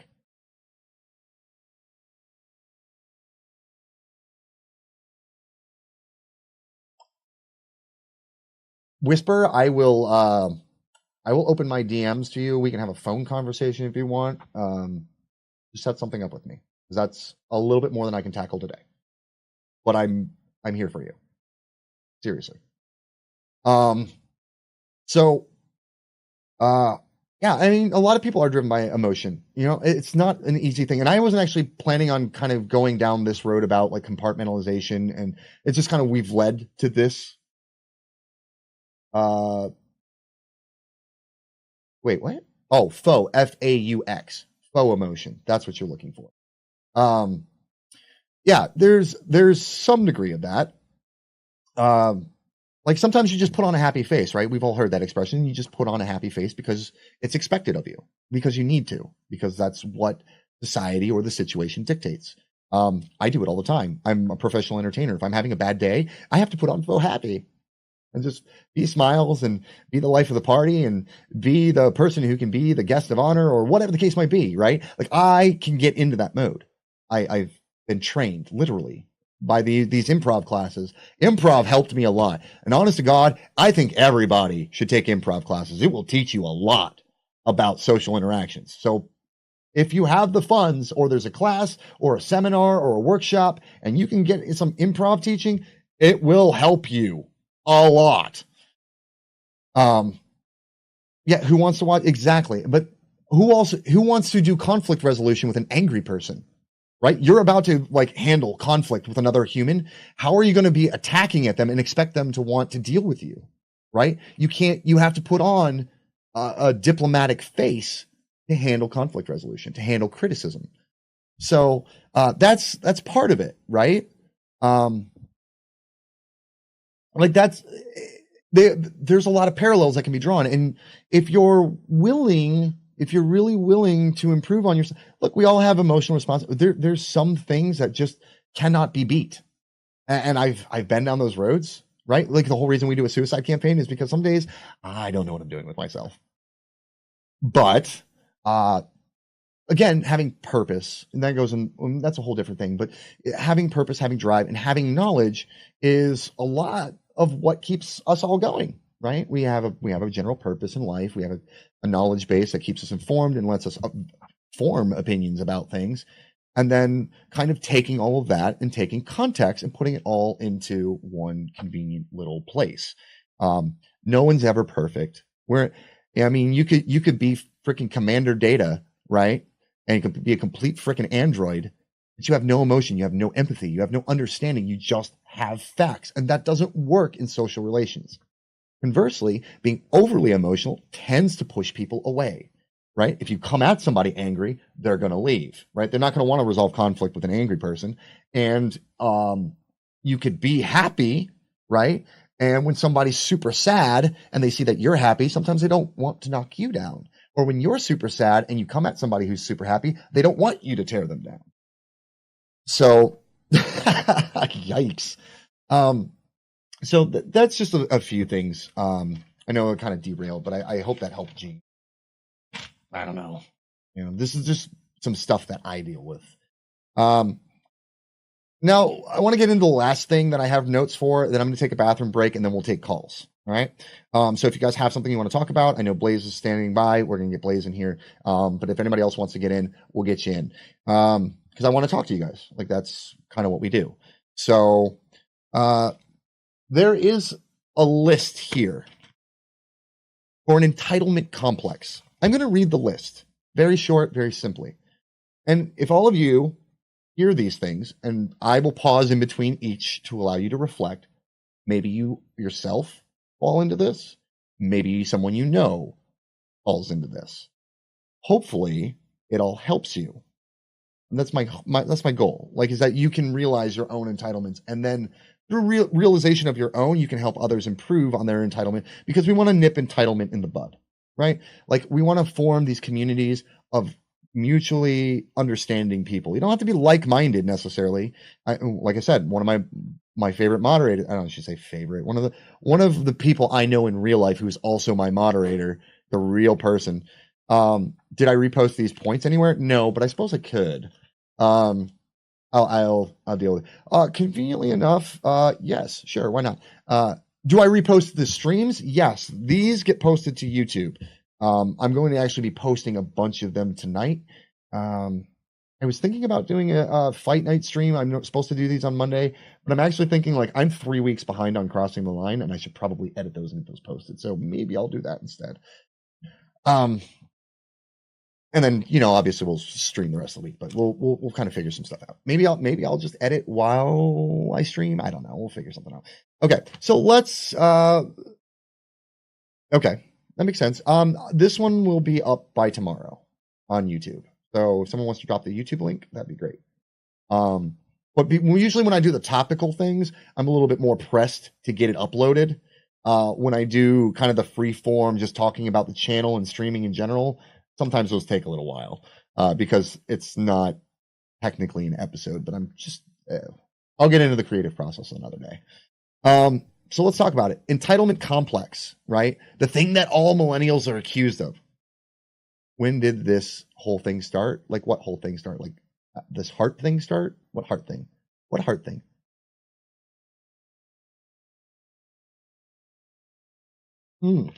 A few weeks ago. Okay. Yeah. It was a few weeks ago. I don't know how you got heart. That looks like a diamond to me, but okay. Yeah, I feel like it was right before we went to PAX, but yeah, it's a beta thing, right? It kind of measures everybody's, the progression XP is called hearts. Okay. Gotcha. I understand.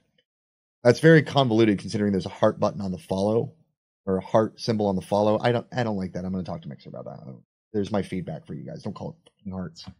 Call them diamonds. I don't care. Just call it XP. Call it chat XP. It doesn't have to have some clever name. Like, stop being clever, Mixer. Stop it. But let's talk about entitlement complex, right? Because this is what millennials are accused of having. Like, every millennial is so entitled. And to some degree, look, again, speaking hyperbole, not every millennial is entitled. Hello, millennial. I don't feel entitled. I feel like I have to earn everything I get. And part of being self-employed will teach you that. So let's talk about some of the links that entitlement actually has to narcissism, which you hear narcissism and you're like, oh my God, egomaniacal, self-righteous. There are some people you can probably come to mind immediately. Not to mention millennials that say they hate millennials. I don't hate other millennials. Like, I hate the idea that millennials are spreading entitlement issues, but I don't hate other millennials. It's all a matter of, again, try not to speak in hyperbole. You'll find yourself communicating more effectively with people. All right. Number 1, imposing unrealistic demands. Unrealistic demands being the key word, right? If you impose unrealistic demands, like let's say, for example, Gene came to me and said, I want you to do a podcast every day. I expect you to do a podcast every day because you're that good at it. Now, granted, he's stroking my ego a little bit, but it is an unrealistic demand. So therefore, if you're imposing that, you may have an entitlement conflict. I feel like this is going to be like, you might be a redneck if, you might be entitled if self-pity and advertising it in melodrama. So if you are self-pity, self-loathing, and you are attention-seeking, whether it's posting it on Facebook or posting it, there's something to be said for, I'm reaching out to social media because I feel like I need help. There's another thing to be like, every day typing in how miserable your life is and you just want to be heard. Well, that's when you start crossing in the line into an entitlement complex. People would use the word bully, manipulator, ruthless, egotistical to describe you. Something to think about, because if you're self-centered, you may have some entitlement issues. Belief that your happiness is more important than the happiness of others. Why would I care what you think? This is my thing. This is my show. This is my blah. You should care about other people. Whether you know them or not, you should care about people. Not to say that they should affect everything. You guys can come to me with suggestions, and I will listen to them, and I will consider them. I will read them in the Discord. But it doesn't mean I'm going to adopt all of them. That's not a me complex. That's just a common sense channel, branding, imaging, blah, blah, blah, blah. There are some things I can't do. There's some ideas I can't use. There's some projects that aren't good.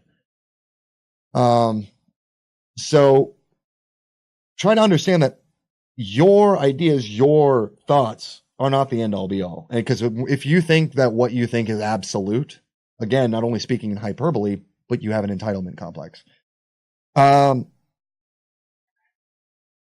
Whether actively or passive aggressively punishing those who don't do what you want. Right? So, right, I wish. Unfortunately, he's a topic of conversation all the time, but regardless of that, when you, like, let's say, for example, you come to a streamer or whomever, a community leader of any kind, right? And you're like, well, I have this idea. It's a really good one, and you should use it. And then that person says no, and they threaten to leave the community, or they threaten to take other members of the community, or start a mutiny, or something like that. When your idea becomes the end-all, be-all, and you're not willing to accept no, ever, that's an entitlement complex. If you can't accept no as part of responses from other people, you have a problem. No is common. We say no all the time. Will you want dessert with your meal? No, I do not want dessert with my meal. Do you want fries with that? No, I just want the sandwich. We say no every day. We tell our kids no. We tell our friends no. Hey, I want you to come to this party. Nah, man, I can't come to this party. I can't watch a Game of Thrones party because I will kill people if they try to spoil Game of Thrones for me. I'm sorry, I have to say no. I prefer to watch Game of Thrones privately. I mean, you may not have, and that's fine. But again, you're thinking about you. This is common everybody, right? So, in thinking of things outside of thyself, thank you for being an example, Matt. I appreciate you.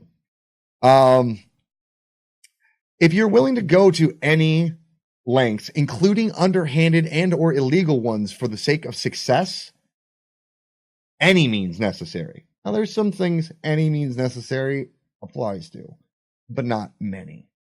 Any means necessary for your own personal success could be part of a complex. Seeing others in your field or in your life as potential threats because they are similar to you in some way or they are growing in some way. That could be part of it. If you perceive other people as threats for very minor reasons, like they're not threatening you with a knife or a gun or kidnapping your child or something like that, if you perceive people naturally as threats, then you may have a complex. Competition, there's a difference between competition and threat, right? Like Pepsi and Coke are in competition with each other. They don't perceive each other as a threat. But if, like, let's say All American or All Elite Wrestling becomes, a really big force for wrestling, and then WWE, because we know Vince McMahon is a narcissist, he will perceive that as a threat because he did it with TNA, he did it with WCW. He perceived it as a threat. And then he sought to eliminate the threat. You may have an entitlement complex.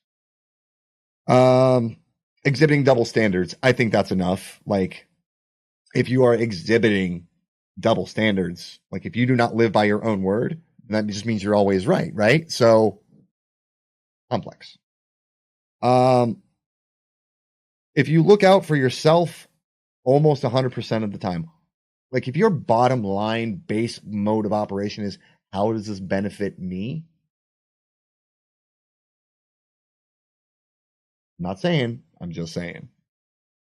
If you have a hard time negotiating or compromising or developing the skills within that, like compromising, diplomacy, negotiating, that all kind of goes hand in hand. If you can't work well with others because they don't immediately agree to your idea, then look at yourself. Take some time to evaluate.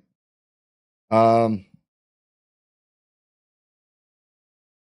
deep-seated conviction that your needs come first. Now, look, that's the one thing on this list I didn't agree with, right? Like, my survival, my food, water, shelter, air come first. And I'll knock a granny over to get oxygen if that takes, right? So maybe that's on me. Maybe that's me being a little entitled. But if the world is ending, I'm stealing grandma's oxygen canister. I don't care. Like, judge me. I want to survive. But outside of survival, like if everything in your life is a you first situation, I didn't get X, I don't want to do Y, blah, blah, blah, blah. That's different. If you notice people in your life are frequently offended or upset by things that you say or do, if you have the awareness enough, Draco, try switching. We've been having some issues, Mixer. I hope you guys can still hear. But there have been some issues with the resolution today. And even on 1080, it's giving me the screws. I just had this stream freeze right up. Can you guys still hear me? Am I audible? Okay. Is it jumping in and out? Like, is it that bad? Ooh, okay. Okay. Well, hopefully not too bad. You know what? I'm going to start making sure that this is set to record in addition to streaming every week. That needs to be on a note that I need to be recording because we're downloading the VODs, and if the VODs aren't coming, you know what? I'm going to download the VOD from DLive. I bet you that's working just fine. Either way, let's hope that it repairs itself. Let's see. Narcissism. All right, this is the last little, we're getting down to the last bit. Narcissism. Thoughts you are better than others are more important and that people should see it and give you unquestioned respect. Nobody gets respect for nothing. I don't care if you're a judge. I don't care if you're a senator. I don't care if you're a streamer. I don't care if you're a moderator. Respect is earned. Period. You are not given respect for any reason. It is up to the other person to give you respect. It is up to you to earn it. Now, whether that comes from, if Troy were to say, hey, the Challenger guy, occasionally he knows what he's talking about, you should probably give him a listen. That's me earning Troy's respect and him parlaying that to somebody else. I've earned respect to get a reference. That's a little different. But if I just sat here and been like, this is crossing the line. This is my show. When I say goes, and you should absolutely fucking respect me. That's narcissism. That's egomania. I'm not going to go that route. You guys can choose to take what I say or leave it. Your choice. In fact, you are welcome to follow or unfollow our channel as you see fit. Don't have a gun to your head. Choose. Choices. They're there. If I demand things and take away your choice, that's narcissism. That means I have a complex. Whether it's a narcissistic complex or an entitlement complex, I am not entitled to your follow. I'm not entitled to your view. I'm not entitled to you spending your time with me. I provide free content. You can choose to spend that time watching our content. Choice. Now, if I were to sit here and go, I expect all of my moderators to give me X amount of sparks, and I expect you to open up multiple accounts so that we can hit spark goals. Right? Like I don't. I ask for them. Like, hey, please hook it up with some sparks. But there are people out there who are, I demand this from you. That's narcissism. That's egomania. That is entitlement. These people are volunteering for you. You guys are volunteering for us. I don't expect your sparks. There's lots of awesome partners here. Lots of them. Right? A lot of good ones. Go tip the people you like. Please. Do I want us to get 35 million sparks absolutely every week? Yes. Yes, that helps us remain full-time. However, if you don't like the content that's being delivered, or I start demanding it from you, I expect you to walk. Because I don't want to be that kind of cunt. I really don't. I'm going to need to make sure I mark this as 18 plus on YouTube. Jesus Christ, I've said cunt like 80 times. And I blame all you British fuckers for that. BT dubs. Hell yeah, 10 mil hype. Let's go. All right, last two, right? You crave admiration or admiration or adoration. That could be a sign. Again, not any one of these things is going to make I crave admiration and adoration. Doesn't mean I'm entitled. I want to earn your admiration. I want to earn your adoration. I want to earn my fan base. I want to earn that. That's what I want. I want to deserve your respect, your time. You're spending an hour, 2 hours of your time with me today. I want to earn that. Now, expecting it, he also Donald Trump, expecting that because you're president, that absolutely everybody must love you. Well, that's narcissism. And lastly, if you try to assert dominance over others and find it to be second nature. There are times when asserting your dominance, it's the whole alpha status thing. There are times when you're in conflict resolution or you're in a fight or you're in some certain circumstance, right? Little certain circumstance where you can assert dominance or authority. You can do that. But when it comes second nature and you're always trying to assert your dominance, and I'm guilty of this one. I know I'm guilty of this one. I try to assert my dominance in goddamn everything I do.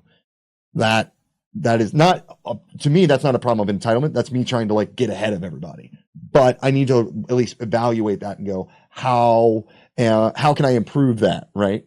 So that's something to be considered of. If you find yourself in second nature, asserting dominance over others, well, you might have a little bit of a problem. Blabby, thanks for the follow, man.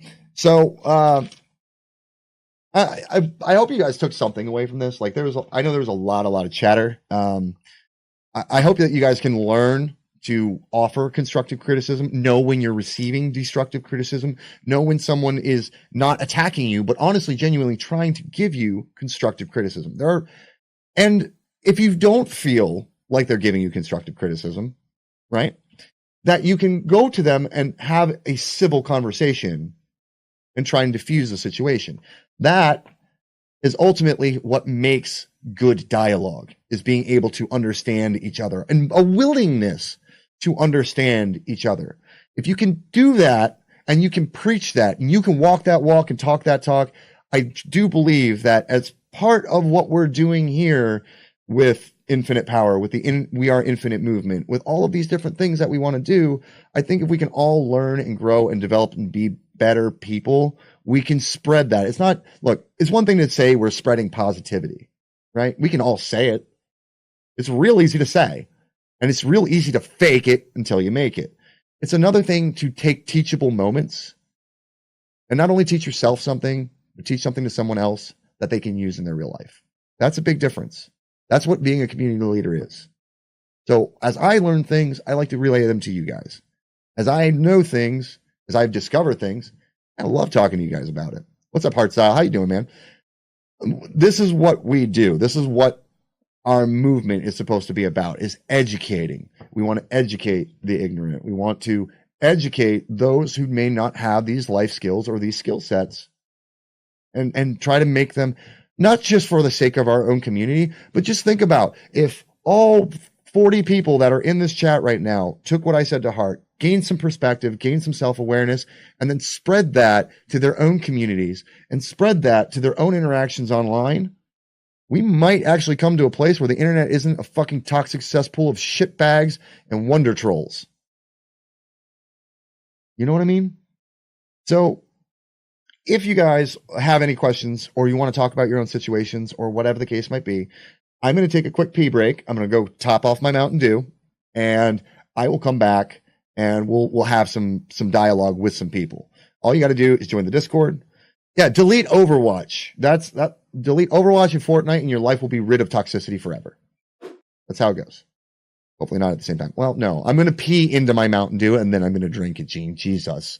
Lord feels so attacked. Oh, man. It's a wonder you're still here. It really is. Some days I wonder why you deal with me. Okay, so I'm just going to put it on the Be Right Back screen. I'll play a little bit of music. Give me like 5 minutes to reset, guys, and I will be right back. And then we'll do some callers. Sound good? I hope so, because that's what we're doing. Yes. Let's find music.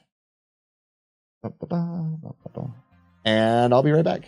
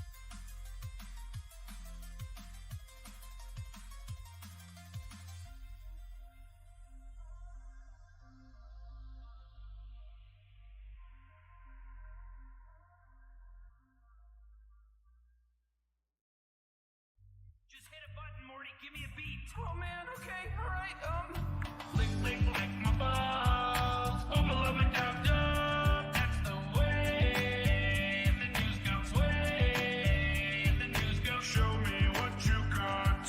I like what you got. That's the way. That's the way the news goes. Show me what you got. I like what you got. Oh, not cool. Oh,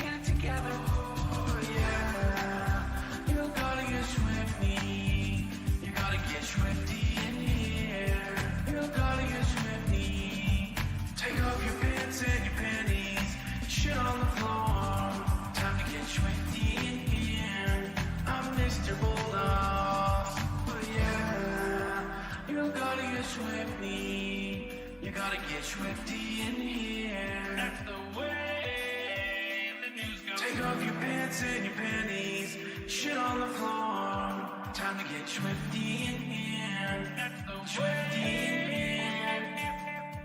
Race war. Yeah. You gotta get swifty. Show me what to get swifty in here. You gotta get swifty. Sugar, I can hear you thumping on your keyboard upstairs. Shit on the floor. Time to get swifty in here. I'm Mr. Bulldog. Yeah. You gotta get swifty. Show me you gotta get swifty in here. You gotta get swifty. Take off your pants and your panties. Shit on the floor. Time to get swifty in here. I'm Mr. Bulldog. Said I was the only one. No one likes being lied to. You made this mess and left me with the pieces. Now I wanna burn all the bridges between us. I wanted my XPs. What did Chomp Chomp do? I didn't see it.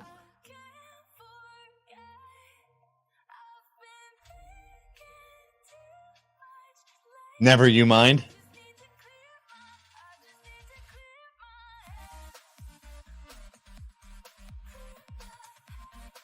Yeepeen.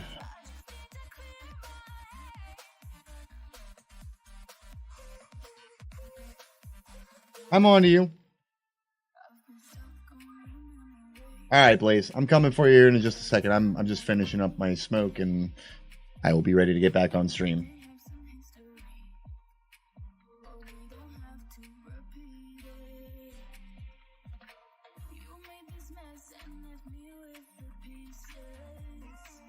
Oh, G-Del, you know in Discord you can actually just edit. You don't have to, like, star out. Like, I'm reading here. If you are a pro and sub, you're now earning 300 sparks per minute. That's 18K. He is viewing. He, not he. Our, not he. You can just edit it. We're learning today. We're so used to not being able to edit comments and messengers and different things, but you can in Discord. Is there a reason I don't smoke on stream? Well, one of it is you can't smoke on teen. That's one.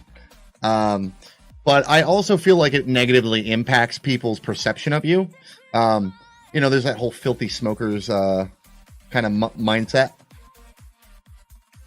And despite the fact that I have a bad habit, I don't think I'm a bad person, and I don't think I'm I should be construed that way. Like, I would hate for somebody's let's use Like a Boss, for example, right? Let's say Like a Boss, I think, has been getting some positive influence from the stream, and he's a teenager. I would hate for his mom to come into the stream and, like, or for whatever reason, she's looking over his shoulder and see me smoking or see Nomad smoking and go, that's a bad influence on you. Because I don't think that's the case. I would tell everybody and their mother not to ever start smoking. I would love to quit myself. I'm not good at quitting. I've never been a good quitter. So I try to keep it off. We've made it a channel rule to keep it off stream as much as possible. Even vaping. I don't know, because you haven't changed it? We reset it a while ago. And I've got a dog hair in my mouth that I just can't fucking get, and it's bothering the shit out of me.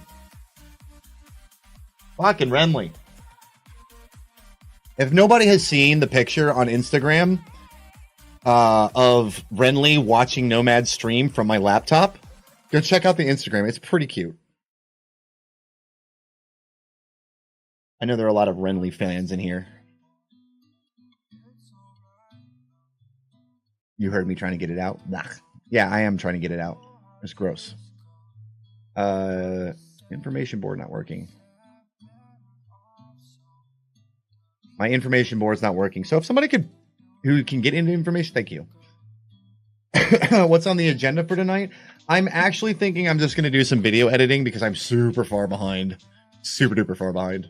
So it might not be a lot of like it's going to be a lot of like show content and not so much game content tonight. Let me go ahead and bring the scene back. Dual talk window crossing the line.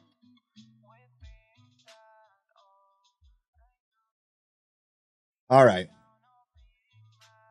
So let's go to colors. Yeah.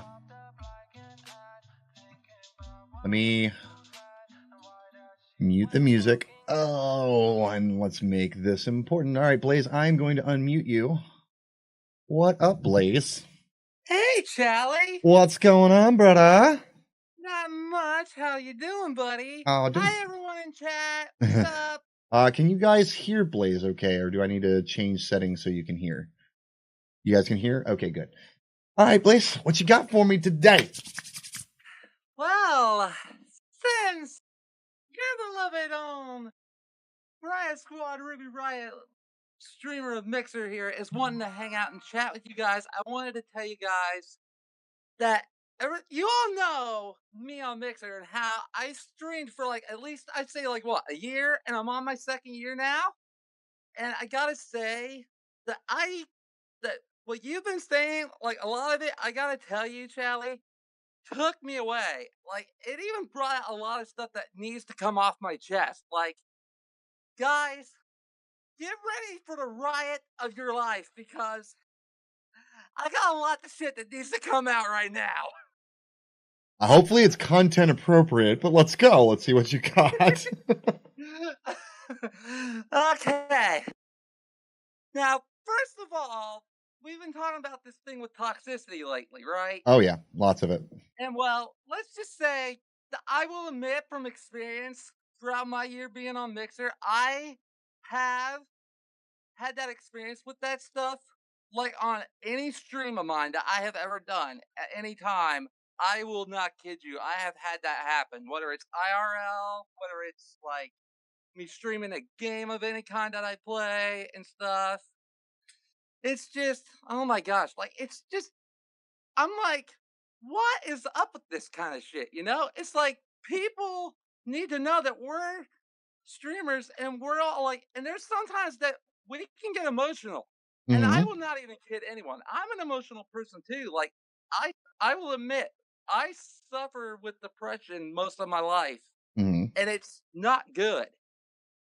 Like anytime somebody tries to pull the devil trigger in me or tries to unleash the Ruby Riot in me, they don't know. I will fucking tell them, you gotta respect streamers like me and others, or you're gonna get your asses riot kicked clean off the stream. And this is true. Right, I'm but Blaze, you bring up an excellent point without actually knowing that you brought up the point, which is that we as streamers need to take our role as influencers seriously and not just riot kick everybody, right? Like we have to be willing to be a little educational. Like we have to be willing to explain why certain things are the way they are or why people react the way that they react. exactly. And that's what I'm getting at. I mean, I will admit there's times I may rage, especially on games.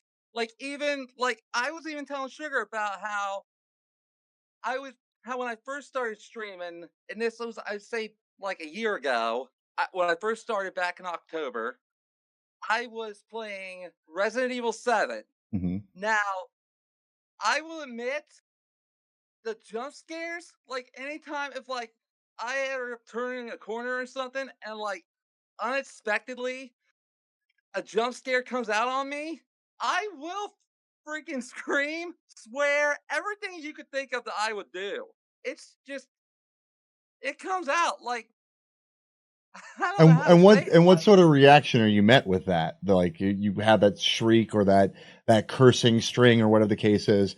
How did your audience react to that? Was there a negative impact to that? Did somebody like call you out for, I don't know, like I know that when I freak out, like I shriek like a girl, and like people are like, "Oh my god, you sound like such a woman," and it's, okay, well I am a little scared. Fuck off. But like yeah, at the I same, get that way too. Like, but at and the I don't want anybody to think that I'm trying to bring up something negative with it. It's just that I just,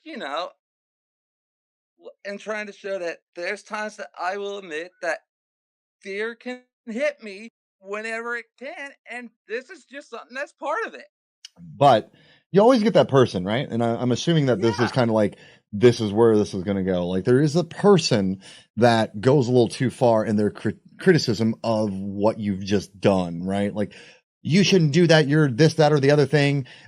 Shut up, Gene. This, that, or the other thing is, it doesn't meet my ideals or doesn't meet my criteria of entertainment. And they try to make what you just did about them, right? And this goes back into the whole entitlement narcissism thing. So when that happens, right? Like, when that happens, how are you reacting? Are you just booting them? Are you yelling at them? Are you trying to educate them? Where do you go with that? I'm like trying to show them that there's times that I will admit that I can unexpectedly get scared about stuff, but I try my best not to. And It's I wanted to show people that if I can try to like conquer my own fear, I want them to do the same. get behind that. That's that's a good lesson to teach. Like I even will admit tell you that I do have fear of heights. Like that's my ultimate fucking fear of all time. How many times have you flown? Oh my god, never. Like I will admit climbing a ladder, like I will not kid you this, Charlie. My body freaking shakes uncontrollably and there's no way of stopping it. So now it's time to take a flight. Here's the thing, then, right? Like, and Sugar and I just went through this with Pax, right? She's afraid of heights. That wasn't too keen on Yeah. planes. I'm actually terrified of heights myself. Like, if I go to the top of a building in Detroit, and I used to work for a radio station that was a very fucking tall building, and the broadcast antenna's on the roof, and I was curious about the engineering side of radio, so I wanted to go on the roof and see. But I looked over the side and I was mortified, like absolutely. Oh, it was terrifying, right? I get on top of a ladder at a certain height, I get terrified. But if I'm inside of the confines of a plane, for whatever reason, I'm just fine, right? Like, I don't even notice. Like, I actually like the window seat now. It's a really weird thing, but I don't get that sense of dysphoria while I'm up there. I don't know if it's because I'm enclosed or what the case might be. But that's part of like conquering your fears, right? Because like the best way to travel really is by plane. The safest way to travel is by plane. The most effective way to travel, maybe not financially, but for the most part, it's by plane. So in order to be able to move past that, you have to kind of like look at the little things that you can do to conquer your fears. Similar to streaming with the jump scares. Like, look, it's a scary game. It's supposed to scare you. And if people don't like the way that you react to it, it's just as simple as going, oh, look, this is the way I react to things. And if you don't like it, hey, look, there's plenty of other people who can give you a stone face while they're playing a horror game. That sounds boring as fuck to me. But you do you, whatever content you like. If you're just there for a walkthrough, go find somebody who's doing a walkthrough. Exactly. Like You got any more that you want to add to this conversation, or just the one thing? oh yeah, like well, Uh-oh. I will even I feel like say, I've opened the with floodgate. the entitlement and stuff. Like I do agree with you on that. Like I know that like when it comes to like people who are like I will even admit like there's times like if like I want to like come over and like rate somebody, like I will not even kid you this, Charlie. Like this happened like probably 9 out of 10 times, probably almost every single damn day that I have been streaming. Like if I ask people to join me in a raid, like like that, they would like a few of them would instantly leave. No matter how many people are viewing my stream, they would hardly ever come to be in the raid or even join me with it. It makes me feel like I'm this piece of shit who's not even getting anyone to like join in showing the support and the love that I'm giving to other streamers. Well, there's a couple of kind of viewers that we can get to that. Every time we're saying we're going offline, I always notice the numbers drop, right? Like, might have 50 viewers, and I'm like, all right, I'm gonna get ready to go host a raid like Toucan or Gene or somebody. And then like a lot of those viewers, they don't know who that person is, and they don't necessarily want to see somebody else, or they maybe have somebody else that they're already following that they want to watch. So you're gonna lose some. And right. And then the other thing that's important to realize too is like as you grow, right? Like we have 36 people in here, and there's probably about 10 that are actively chatting.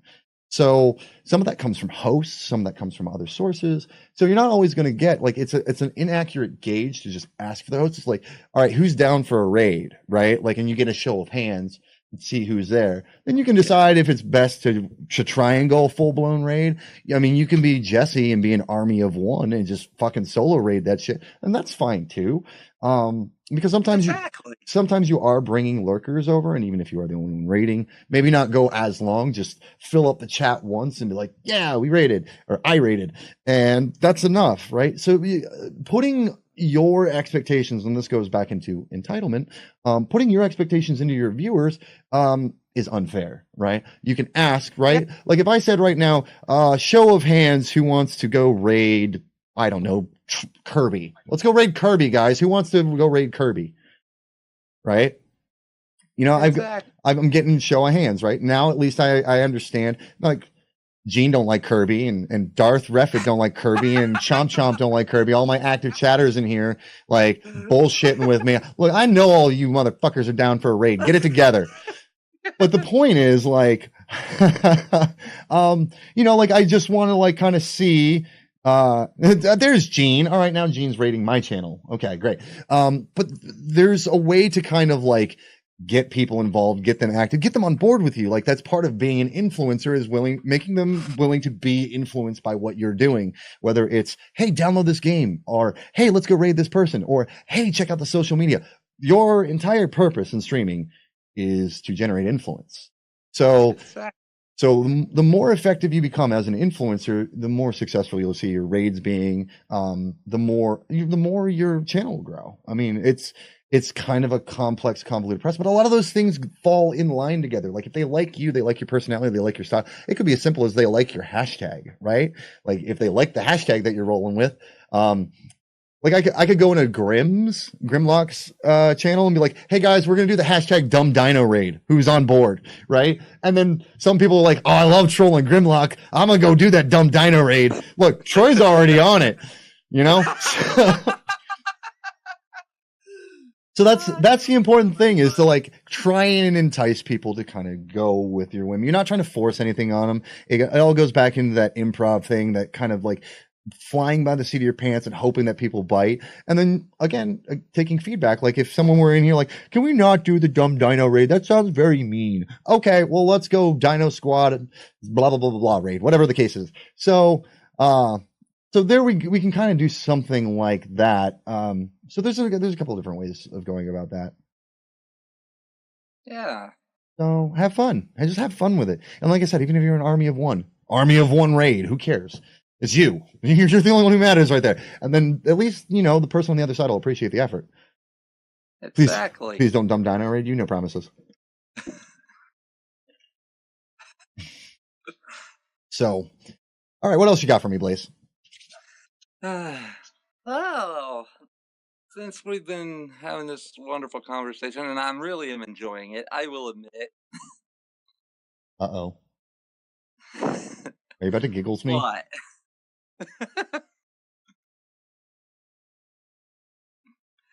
Challenge. I'm waiting.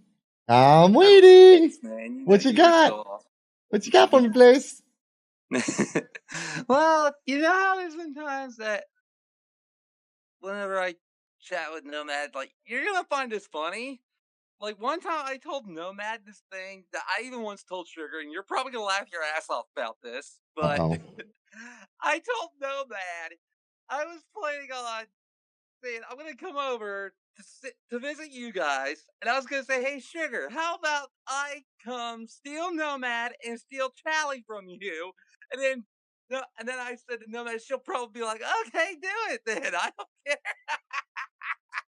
Yeah, she doesn't care. She's like, get them out of the house for a little bit. Like, maybe I'll just steal all three of you, and then we can have a party or something. I mean, you probably should have just invited her. That would have probably been the safer choice. Exactly. Yeah. Safer for me, too. I don't want to get in trouble because of your shit. That's silly. Yeah. But yeah, she gets that a lot. Like a lot of people are always trying to steal me from her. And like I got to deal, like she has to deal with other people like sarcastically trying to steal me away, and then I've got to deal with all the fucking idiot mouth breathers who actually want to try and get her to be their girlfriend. So it's it's even-ish, I guess. Yeah. Ish, maybe. But I will admit, like, I do sometimes like to joke about that stuff sometimes, like, and that's just all because it's for fun mostly. right, but that's the thing is like it's all in context, and look, I'm even gonna take this conversation, go full circle with it, right? Like, don't come into my channel and just call me trash, right? Like, then I'm just gonna out ban you. But if did that to me before, like if let's say for you suck in like chat or something like that. Like I've even seen that happen when you guys did that Fortnite stream yesterday. Mm-hmm. And then let's take another example, right? Like the furry conversation can be a sensitive conversation around the stream. Was the one thing that annoyed well, here's something funny, right? Like Dr. Illusion comes in and spells it like all German, like fury, right? And like that to me is funny. Like that's an inside joke. So if anybody who's a normal part of the chat comes in and goes, Das Fury, I would probably just laugh. I don't think that's how it's spelled, but I think it's something like F-E-U-H-R-I-E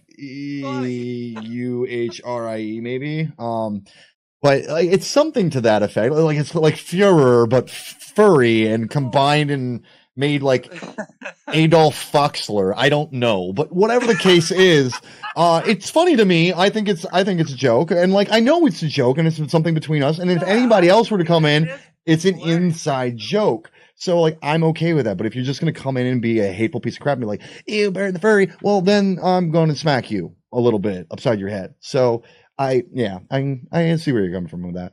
Mm-hmm.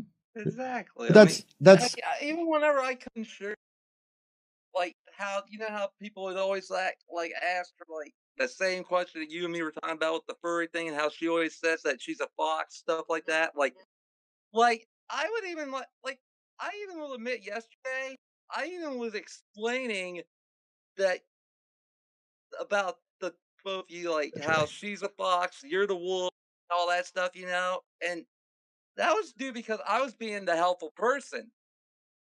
Yeah, Gene and Troy both got it right. Like if you came for good gameplay, you're in the wrong place. This is an entertaining stream. This is not a gameplay stream. Exactly what I agree with them on. Exactly, 110%. Yeah, right. So there's a lot of different things that go into like dealing with toxic people, but I don't think we get rid of toxicity. Like it's kind of like the pH balance in a pool, right? Like if the pH balance gets to a certain point, you're going to melt, literally melt inside of your own pool. You got to keep that shit balanced. Like there has to be some give and take, and you have to kind of be able to you can't just ignore the problem or ban the problem in this case and hope that things are going to fit or they're going to get fixed. The best way to do it is to get in there and put some shock treatment in it, add some chlorine, whatever the case might be. You got to get those acidity levels to something that everyone can tolerate. And that to me is what really community building is about, is like trying to find those differences amongst your community members and then going, this is how we coexist. And if I need to coach you, so be it, because there are members of a community, any given community. And this happened to me a lot when I was a guild leader, where one person will be incredibly toxic or one person will do something incredibly toxic. And then everybody's like, oh, quick, get rid of them. Oh, no. Oh, I don't want to be a part of your community. Well, look, I know you want this piece of gear and I know you want to raid with us because we get it done. I know that. Like, don't be stupid and don't play me like I don't know. I also know that these people want to get it done and these people actually like you, except for when you're being a cunt. So here's what we're going to do. We're going to get you with the people that you don't like, and we're going to have a conversation with all of us. It's called mediation, and we're going to come to a mutual understanding, or you can leave at that point. But I don't want to ever remove somebody for one simple incident when we can go, let's come to a mutual understanding, because sometimes when you're in the fight, when you are the two people in the fight, you can't see out of yourselves, and it's hard emotionally to step away and give it some perspective. So that's why mediation exists, is so that you can have a third perspective looking in and giving some insight into the problem. See also Tubo. Yep. Oh, yep. Cunt.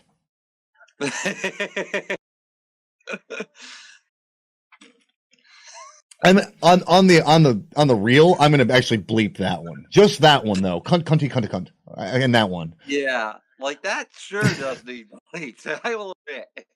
So yeah. All right. We got anything else, or I don't even know if we have another caller. Do we have anybody else who's willing to like, step up in Discord and get this done, or is Blaze the only one with the nerves of steel to come talk to Charlie? I'm probably the only one. Well, I mean, to be fair, like see anybody else though. To be fair, Gene asked his question in chat. You know, you just want to discuss Gene anime. wants to step in. No. By all means, I answered Gene's question. I think we're good. But if anybody else wants to, let me know. All I gotta do is put a hand up. Otherwise, I'm gonna probably end the stream, and we'll just go say hi to somebody else. Because I can go get some work done. I need to make like this video and 3 other crossing the lines that haven't been uploaded, and I need to do that now. So, wow, that sounds like a lot of work, Charlie. well, we've got G3 Darth flying in tomorrow. He's actually gonna be staying with us for a week. So we've got cool. We've got some house prep to do. I want to try and make sure I get as much of my work done beforehand so I can spend time with him. I haven't seen him in 5 years, so I want to make sure that that's.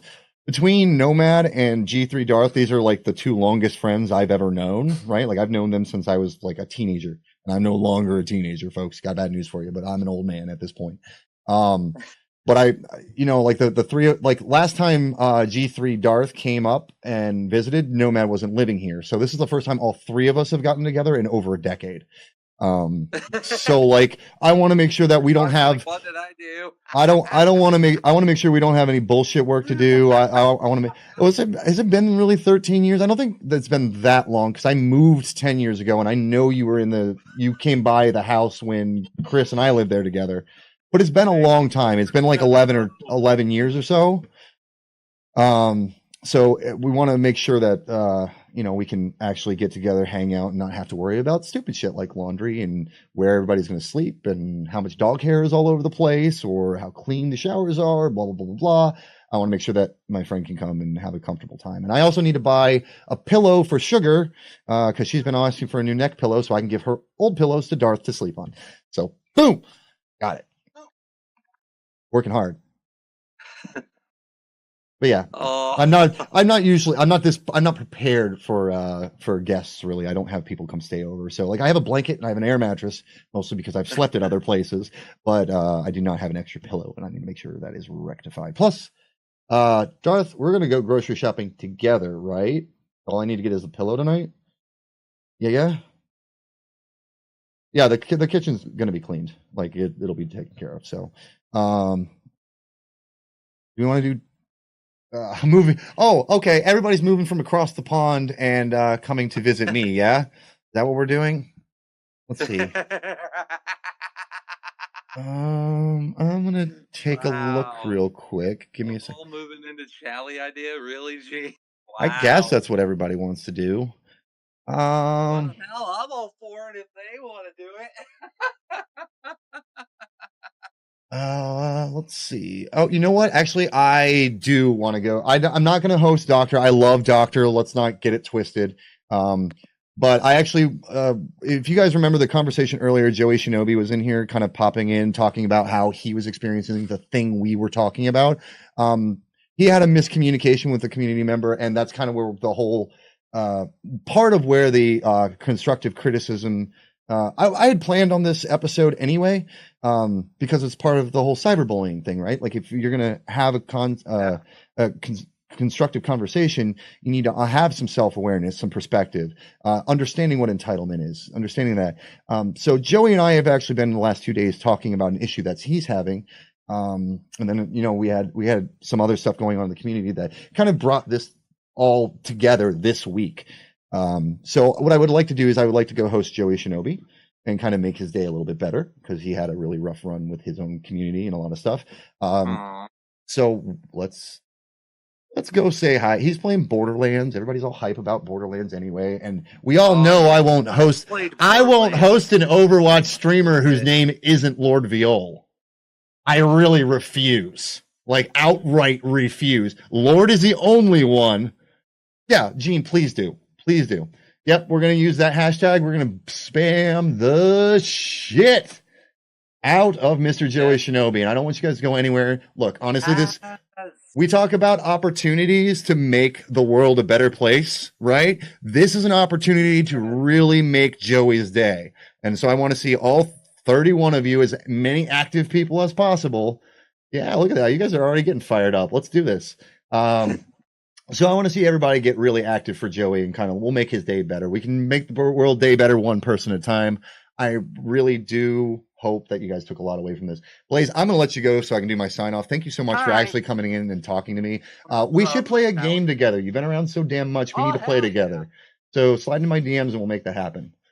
Sounds good. So, all right. You just named the time and the day. We got a date for it, buddy. All right. Sounds good, man. All right. I'm going to boot you from here, and then I will talk to you very soon. All right. Love your face, Charlie. Love your face, too.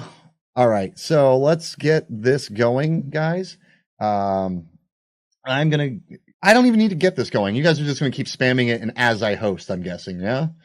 So let's make the world a little bit brighter place. You guys just want to level up. This has nothing to do with a raid. You guys just all want to level up. I'm under your shit. I don't care. All right, guys. Awesome crossing the line today. I hope you guys took a lot away from it. Don't forget Instagram, Twitter, Facebook.